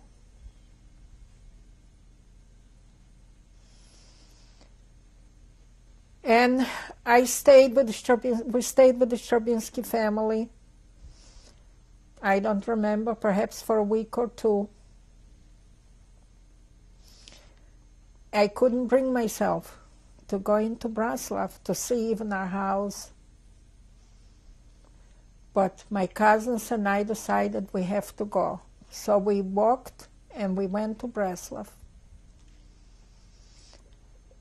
When I walked over to my house, the house had no windows, no doors. The Gentiles, whoever robbed everything, took out whatever they could. Whatever they could, a shell was just standing. And I stood there with my eyes closed, seeing my parents and everybody in the house. I couldn't believe that they're not there no more. I was so stunned, I couldn't even cry.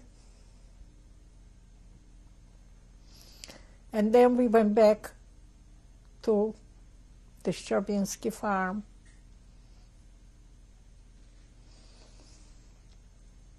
Before I went back, I went over to the house where my cousin was living now, and his sister and husband, and I found my girlfriend Masha. She was there with her husband. They were not married then yet. And she told me of a few people that survived, but they were not there. And then I went back to the Stravinsky family. I stayed there for a while, and then we all left and we went to Latvia. And I went to Latvia, to Dvinsk, to live with my mother's cousins. Were these the same cousins that you who I was in hiding with? And in total, how long were you in hiding? 2 years and 2 months. A little over 2 years and 2 months. We were in hiding there. And the Stravinskys, they were so wonderful to us. And not only to us, but many Jews that wandered around in the night used to knock on their door or on the window. And they would give them bread, they would give them food, they would give them some clothes, whatever they had to help them. Now, when I went back a few years ago there, I wanted to go and see the place where I was hiding, the Stravinsky farm, because they also left after maybe 6 months, or I don't know, maybe more. They left the farm because the Russian government said that anybody who is a Polish citizen from before the war doesn't want to live under Russia. They want to go back to Poland, they can do so. So they decided to leave and to go back to Poland. And I lived then in Latvia with my cousins. What was that like? It was all right. They were good, but my other cousins who lived in Bratslav, I used to go back, back and forth and visit them from time to time. But I couldn't stay in Bratslav because to me it seemed like the streets and everything are covered with blood. Were you able to access anything at all from the house when you went back? There was nothing in the house. The house was completely empty. There nothing, not even the doors or the windows were there. And did you still have your album? I still do. I have my album, and I have that little pocketbook or whatever you call it that I made. And my cousins in Dvinsk, well, I got married after that. I met my husband, and we left Bratslav, and we went to Poland.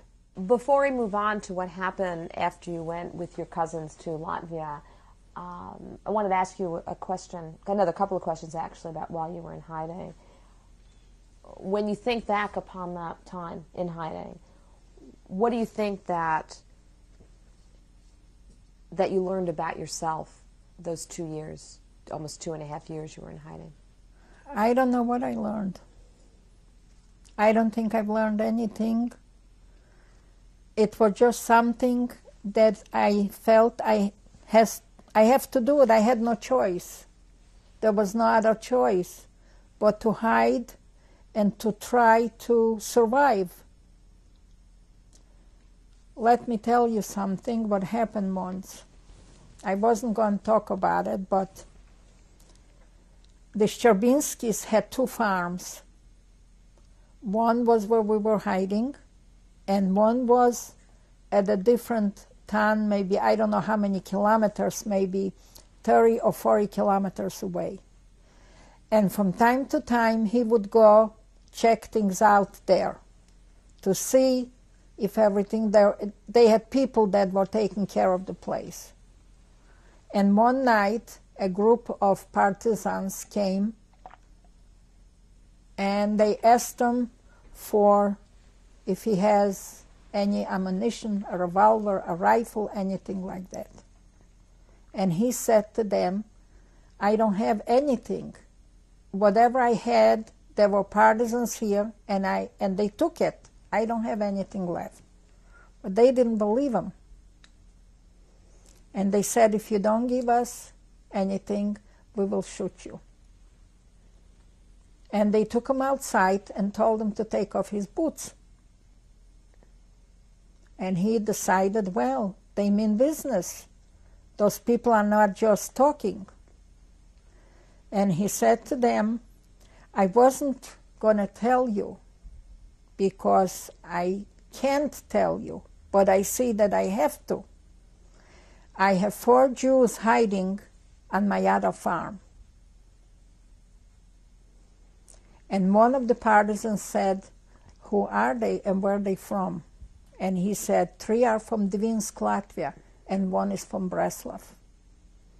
And the young man said to him, who is from Bratslav? Because I am from Bratslav and I know everybody. So tell me her name. And he said, it is Yetta Fisher, the daughter of Raphael Fisher. And he said, I believe you. But you tell her my name, who I am, and tell her to write a little note in Yiddish. And you carry that with you, that if I come back again, I want to see it. Of course, they never came back, but I wrote that little note, which Donat carried with them. What did it say? I just said that it's true, I am here, you know, and I don't really remember what I wrote. I didn't see this man till 1947, I think it was, in Germany. And I don't know how he found out where I was, and he came to see me. He lives in Israel now, and we're very close friends. He was last year in my house here for dinner. And I asked him, I says, would you really have killed them?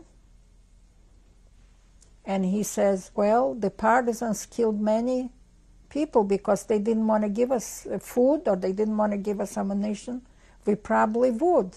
So he says, in a way, you saved his life.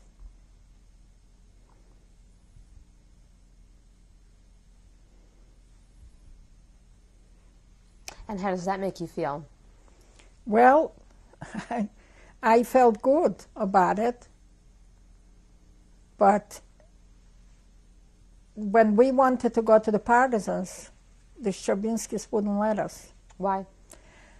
They were afraid that we'll get caught and we'll get killed or something, and they said, you're here and you stay here, and whatever happens will happen with all of us, and that's it. When you went to Latvia with your cousins, what was life like? I mean, what were you doing? Well, for a while I didn't do anything, and then I got myself a job at the office of the railroad station. For a short time, I worked there, and life went on. The people who survived tried to build a new life and go on with whatever you had to do, your everyday chores. But my mother had a sister in Moscow, in Russia, and I wanted very much to go see her. So this girl that I knew from work said to me one day, I have to go to Moscow with a carload of cows that are shipping to Moscow, and I have to be one of the people to go.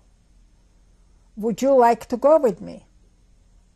And of course I was thrilled that I can go with her to see my aunt. So, because it's like I couldn't find a place for myself. I was left without a family, without a home, all alone, a young girl. And I didn't know where to go, what to do. My mother's cousins were very good to me and everything, but somehow I felt this was not where I belong. I didn't know where I belong. My cousins in Bratslav who were there wanted me to come and live with them. And I couldn't go to live in Bratslav. I couldn't stay there. It's like something was pushing me. So I went to Moscow to see my aunt. And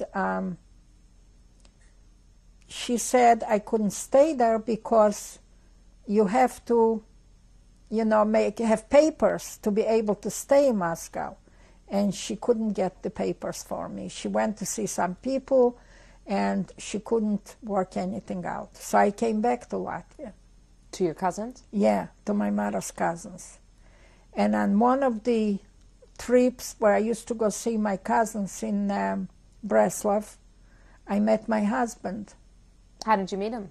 He just walked in there one day because he came back from wherever he was, and he walked into the house there because he heard there were some Jewish people there living. So he came in and we met. And then we saw each other a few other times, when I came back. And he stayed in Bratslav after that. And we fell in love. Well, I don't know if it was love. We fall in love after. We were both, left without families, lonesome. Anyways, his sister came from Russia. His sister had run away to Russia, so she came back with her husband. And we were married, and we all left Bratslav for Poland. Were you married in Bratslav? Yes, we were married in Bratslav, and the next morning we left, and under great hardships. Because the Russians didn't want to let us out. We had to hide, and we had to take the trains, and just go and hope that they wouldn't hold us back. And when we got to Poland, we got to Lodz, the city of Lodz. And somehow we were separated from his sister while we were still in Russia.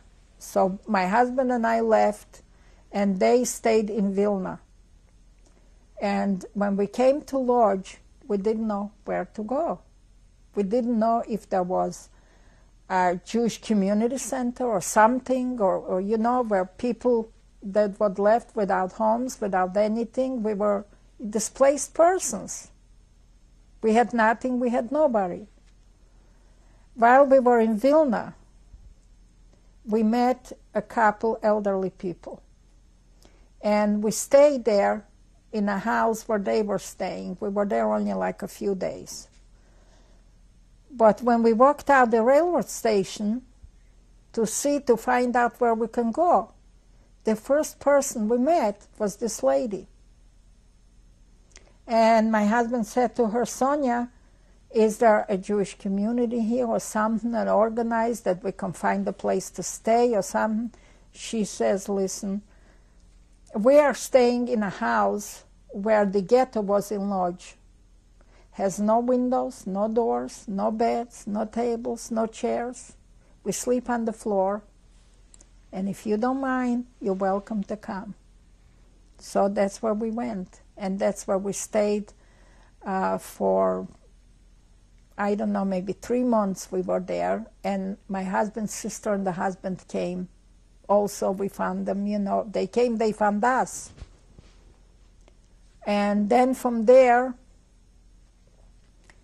we made our way to Berlin. Believe me, under terrible hardships and conditions. Like what? Like there were Russian soldiers that were taking people, to Russian soldiers that were coming in from the Russian zone in Germany. Because, Germany was divided. And I don't know how my brother-in-law found out that they were smuggling people over to Berlin. And while they were smuggling us, they robbed us of whatever we had. They said, do you have any rings? Do you have any gold? Do you have any money? But somehow we made our way to Berlin. And from Berlin, we made our way to the English zone, to Hanover in Germany. That's where who comes from. And from there, the Jewish community was organized and took us over to the American zone. And we came to Eschwege, to the DP camp. And we were, after all this, what we went through, some from concentration camps, some from, like I went through, and from people that were in the underground, in the partisans, from all over, lost our families, lost our homes, from everything. We had to stay in a DP camp for another 2-3 years, till we could emigrate. And what was that like? We had enough food. We lived in one room, my husband and I, his sister with a husband, and a little boy. The 5 of us lived in one room. The place was, the Germans, it was an airport for the military, and that's where the flyers lived, the soldiers before the war. So they were barracks. And that's where we stayed till we could emigrate, till my uncles here made papers for us and took us over to the United States. And what kind of work did you and your husband do during that time? No work. No work. There was no work there. How did you spend your time? I don't know. Doing nothing. Doing nothing. Do you recall what your hopes were for what your life would be like once you got to America? What you were looking for? I had no hopes, and I had no dreams, because I didn't know what was expecting us. Locally, whenever my mother wrote a letter to her brothers in the United States, she always asked me to write the address for her on the envelope. And that's how I remembered my uncle's address in my head. So when I came to Germany, I wrote a letter to my uncle. In the meantime, my aunt from Russia wrote a letter to her brother to tell him that I'm alive and that I was there, and that she hopes that they will do everything in their power to bring me over to the United States. In the meantime, I got pregnant. My son was born in Nashville. And finally, in 1949, we were able to leave and to come here. Two questions about that. One, do you know why your mother made you write the address all the time? I don't think that my mother knew how to write Polish. She knew Russian. And maybe she felt if she follows the way, she wouldn't be written right. She always gave me, if anything had to be written in Polish, my father too, they always asked me to do it. The other question I had was, given everything you'd experienced and now being in a DP camp, what did it feel like to get pregnant and to have your first child in that environment? I didn't want to have a child there. My husband and I talked, and we said, when we get to America, or if we can't get to America, we'll go to Israel, and then we'll have a family. But it happened. So we had no choice. How did you feel about it when he was first born? Oh, I was very happy. I was thrilled. He was born, not like here when I had the other children. There was no, they couldn't give me nothing. They didn't have nothing to give me to put me to sleep or anything. And I remember it was a Catholic hospital in Nashville. The nuns were, the nurses. And I remember two of them standing on each side of me with their elbows pushing, because he was a very big boy.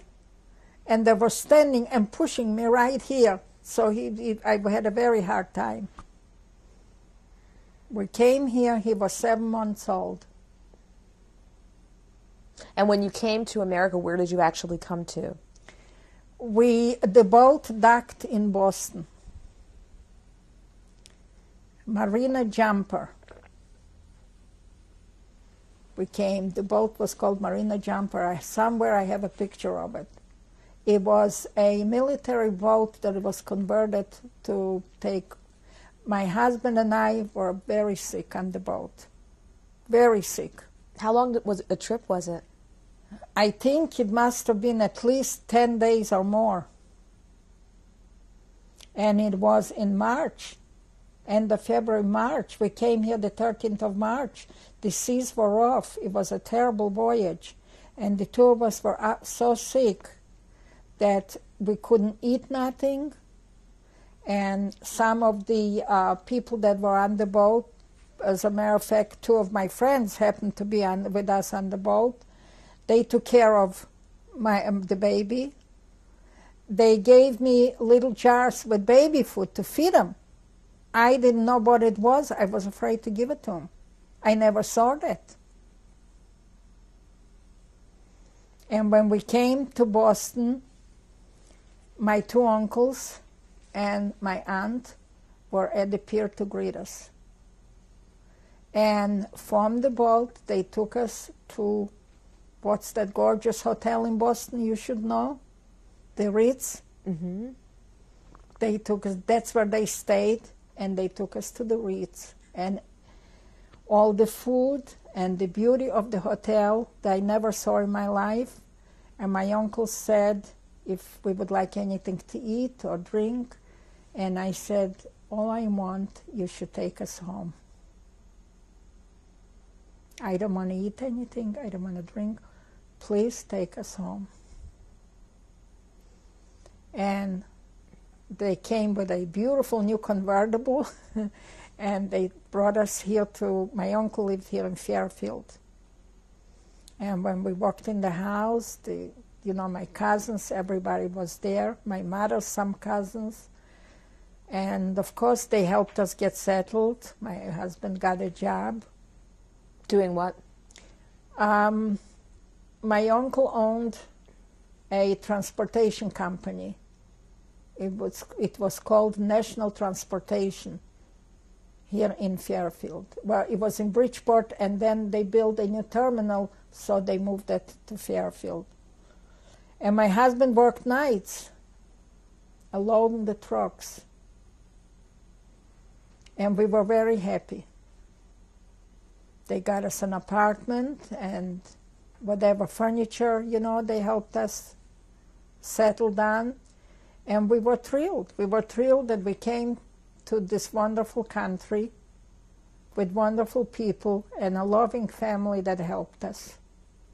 That's the end of the story. And you had how many other children after your first son? I had 2 more girls. And I always tell people that come here and complain that they're committing the biggest sin, because this is the best country in the world. And now can I say a few words to Mr. Spielberg? You can, and then I'm going to ask you a couple of other things, but go right ahead. Sure.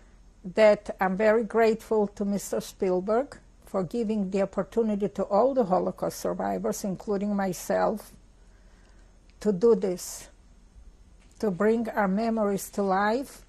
For we owe it to the victims who are not here anymore, and for our children, grandchildren, and the coming generations, that they should know and never forget what happened. And I want to thank you, Jacqueline, for the work you're doing. I think it's wonderful. And you, the cameraman, and your daughter, for being here and for doing this work. Well, thank you. Mrs. Wischkin, how do you think you've been affected by this experience? I think I was affected very badly. The reason for it is that I live with it every day of my life. It's always in my mind and in my heart. I can never forget it. And I think that makes me a very sad person.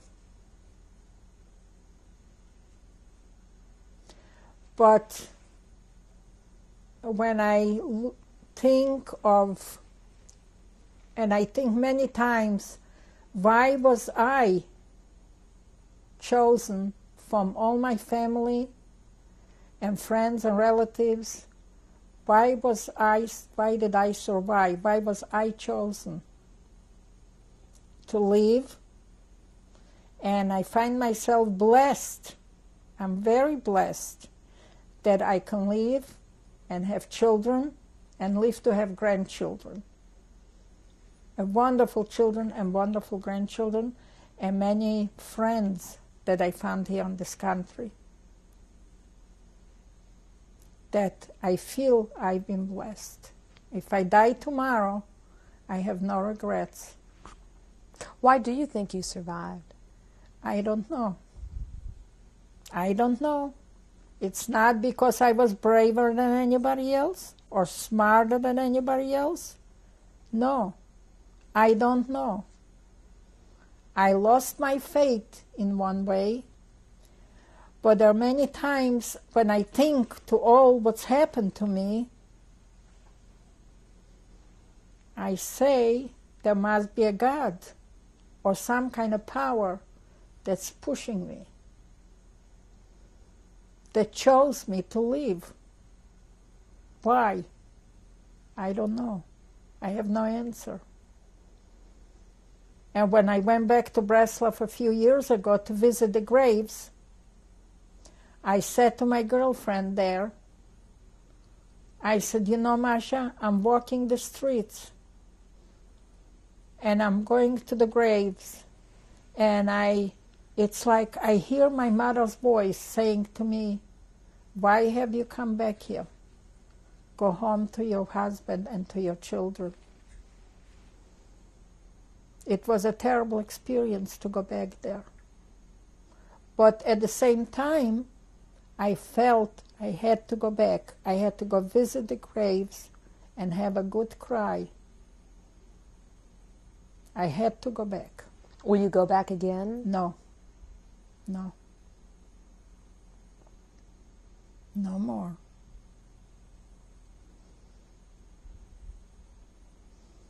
We put a monument up at the graves, the survivors. And the trip was organized from Israel by the survivors from Bratslav and from Canada and the few from here that went back. And we had a service there, a set kiddush. We had a service. I have a video made, you know, from the time we were there. I also would like to mention, which I forgot to mention before, that I went to Yad Vashem and I registered the Stravinsky family as the righteous Gentiles. They were given a paper and a medal, and it's written on it, if you save one life, who saves one life saves the world. I also went to Yad Vashem with their daughter. She met me there. She came from Poland and she met me there. And we dedicated a plaque on the wall of the righteous Gentiles with the names of her parents and the name of her father's cousin, who is still alive. He's 86 years old, this wonderful man. There is also their names inscribed on the wall at the Holocaust Museum in Washington, among all the other righteous Gentiles. And I feel that this is all I can do now. I did what I had to do. I had to go back to Bratslav to visit the graves, and I had to go to Jerusalem and honor the people who saved my life. What do you think makes people do what they did and then others do cruel things? I don't know. Things? There are bad and good people in every nation, in every religion. There are good and bad among Jews or Catholics or Russians or whatever religion. But there's always, you know, people prejudice no matter where. You take it here in this country. When I came to this country, and my husband worked in the trucking company, and a few times he went with the drivers, with the trucks. They had to deliver merchandise somewhere out west. And he came home very upset that the man couldn't sleep in the same hotel or eat with him in the same restaurant because he was black. And I couldn't believe that too.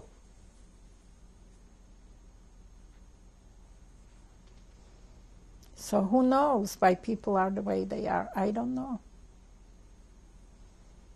But in Poland, a lot of people, especially farmers, they were ignorant, not educated. And I think they were very jealous of the Jewish people because the Jewish people had businesses, they had nicer homes, maybe they had nicer clothes to wear. I don't know why.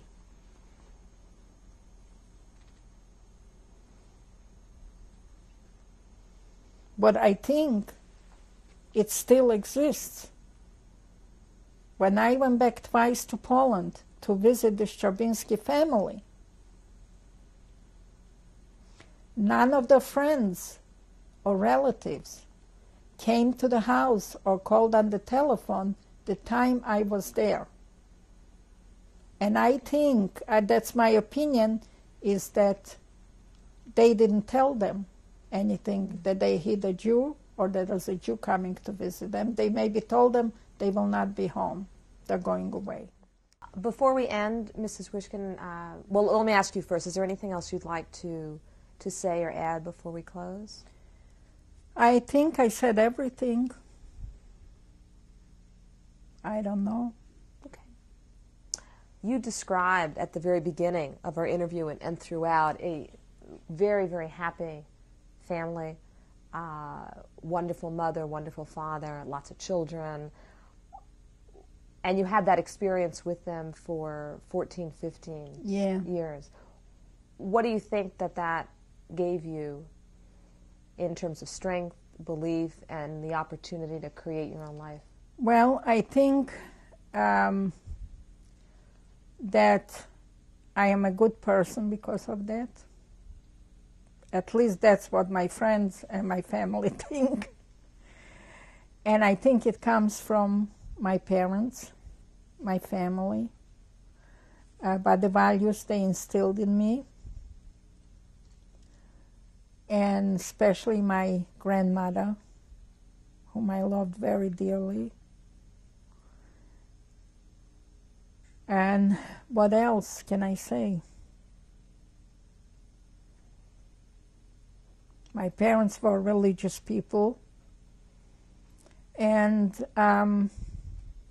because of my memory of them, that I continue, with the religious part of life, and mostly traditional, because I grew up in a family with a lot of tradition. It was also religious, but mostly traditional. And I think of myself that I am a traditional person, that I continue with those traditions, holidays, and bringing up my children. I hope I did a good job with them. I don't know. But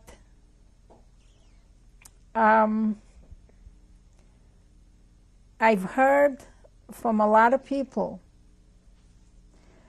that their children went astray. They had problems because they grew up with parents who are Holocaust survivors. And I don't think that's true. Because there are a lot of American families that didn't live through the Holocaust, whose children are having problems. I really don't know how my children felt growing up with parents of Holocaust survivors. If it was hard for them, they never really said anything. But I know they are good human beings. They are wonderful people, and I am very proud of them. And I love them.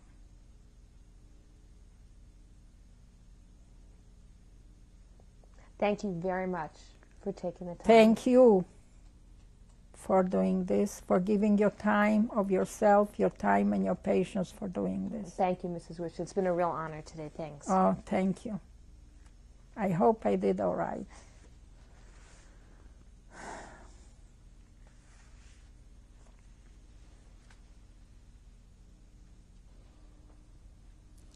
Okay, this is my grandfather Jacob, who was born in Latvia and died there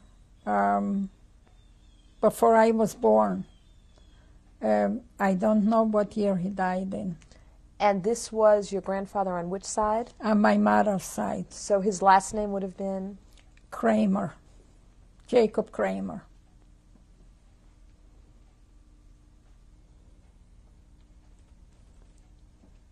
This is Esther Kramer, who is my grandmother on my mother's side. And I don't know what year she was born in or where, but she died in 1929 in Bratslav. And her grave was on the cemetery there, which the Germans destroyed, and the cemetery isn't there no more.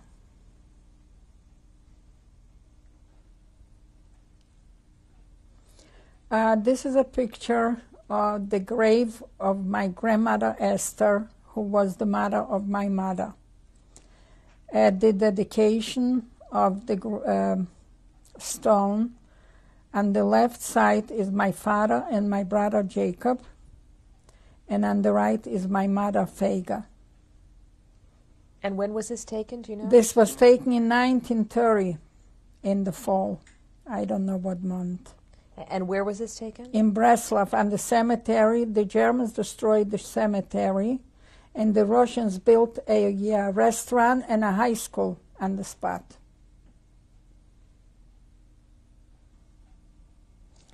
On the upper left is my mother, Fanya, who was killed by the Nazis in March 19, 1943.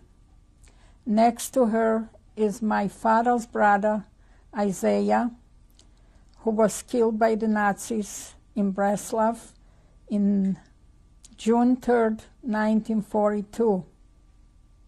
Next to him is my Aunt Rachel, my father's sister, who was given out by a Gentile family who turned her over with her husband and son to the Germans, and they were shot sometimes in June of 1942. The bottom row on the left is my father, Raphael, who was shot by the Germans March 19, 1943. Next to him is my aunt's husband, Melach, who was killed together with my aunt. And next to him is my aunt Genya, who is the wife of my uncle Isaiah, and she was killed in Bratslav by the Nazis June 3rd, 1942. And do you know about when these pictures were taken? These pictures were taken sometimes before the war in Poland for the passports, but I'm not sure when. On the left is my father, Raphael Fisher. I'm standing next to him. Sitting on the table is my brother, Naftali, who was killed by the Germans sometimes in February 1943. Next to him is sitting my mother, Fega Fisher, and she was killed by the Germans March 19, together with my father, 1943. Standing in front of her is my brother Jacob Fisher, who was killed by the Nazis March 19, 1943. And do you know about when this picture was taken? This picture was taken, I don't know, sometimes in the early 30s, must be our middle 30s, 1930. And do you know where? In Bratslav. That's me, Yetta Wischkin. When I was maybe about 12 or 13 years old, and it was taken in Bratslav just before the war.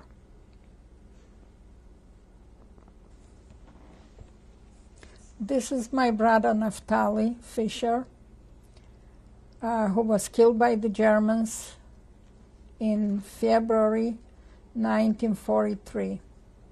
This picture was taken just before the war. He was maybe 11 years old. And it was taken in Bratslav. On the left is my brother Jacob, who was killed March 19, 1943 by the Germans, And this picture was taken in Bratslav, in the one of the lakes. In the middle, that's me. On my left is my brother Naftali. On the bottom from left is my sister Rebecca. And next to her is my sister Esther. They were all killed by the Nazis in 1943, March 19, in Bratslav. And this picture was taken before the war, in 1937, in Bratslav. Standing is Józefa Szczerbinska. Next to her is Władysław Szczerbinski, her husband's cousin. Next to him is Józefa's father. Sitting from left is Janina Szczerbinska, the daughter of Józefa and Donat Szczerbinski. Next to her is Donat Szczerbinski, Józefa's husband. And next to him is Alexandra Szczerbinska. This is the family who saved my life and the life of my cousins from Dvinsk. The picture was taken after the war in Poland. I don't know what year. This is a display in the museum in Bratslav now. On the bottom, on the left side, is a copy of a letter that my father wrote to me from the ghetto when I was in hiding in 1942. The original letter is at the museum in Washington, at the Holocaust Museum in Washington. Next to it is a Jewish star that we had to wear, a yellow star on front of our shoulder and one on the back of our shoulder. The rest is, I don't know what, not important. Do you remember the essence of that letter from your father? My father wrote in the letter that my mother had a girl, her name is Chasha, whom I never saw. He also wrote that I shouldn't worry about them, and there are some good people who bring food to them and help them. And he also writes that they left a lot of belongings with one of the maids that used to work for us, but she wouldn't give them back anything.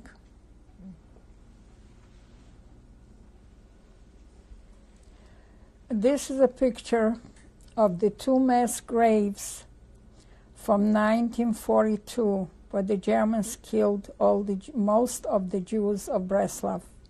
We put up this monument, and we went back 4 years ago to visit the graves and lay flowers.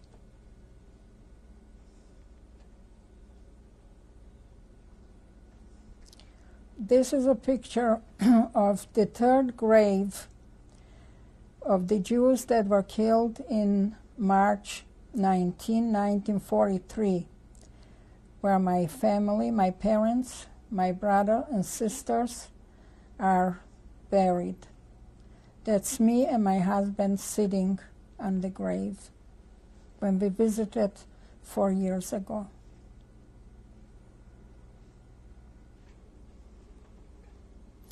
This is my brother's grave after I moved them next to the mass graves at the new cemetery in Bratslav.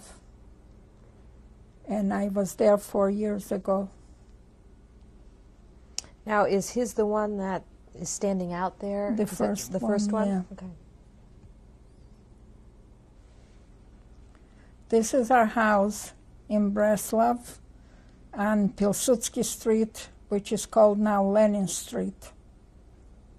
And it's a picture of the house the way it looks now. And when was this taken, do you know? This was taken this last in the summer of 1997. Yeah. This is a small purse that I made while I was in hiding at the Stravinsky farm. That's what we did to keep ourselves busy, to make things out of straw and to play a little cards and to just talk with each other. These are cards that we made out of paper while we were still in the Bratslav ghetto. And then I had them with me, and we used them to play while we were in hiding.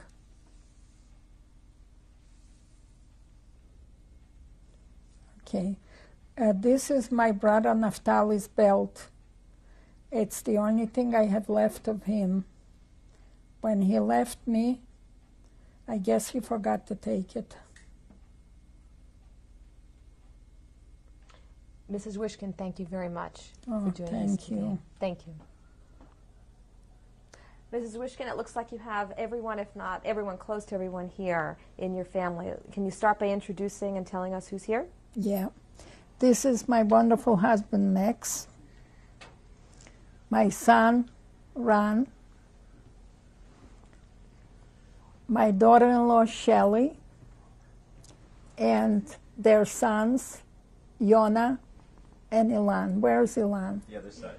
The other side. My daughter, Dina, and her husband, Stephen.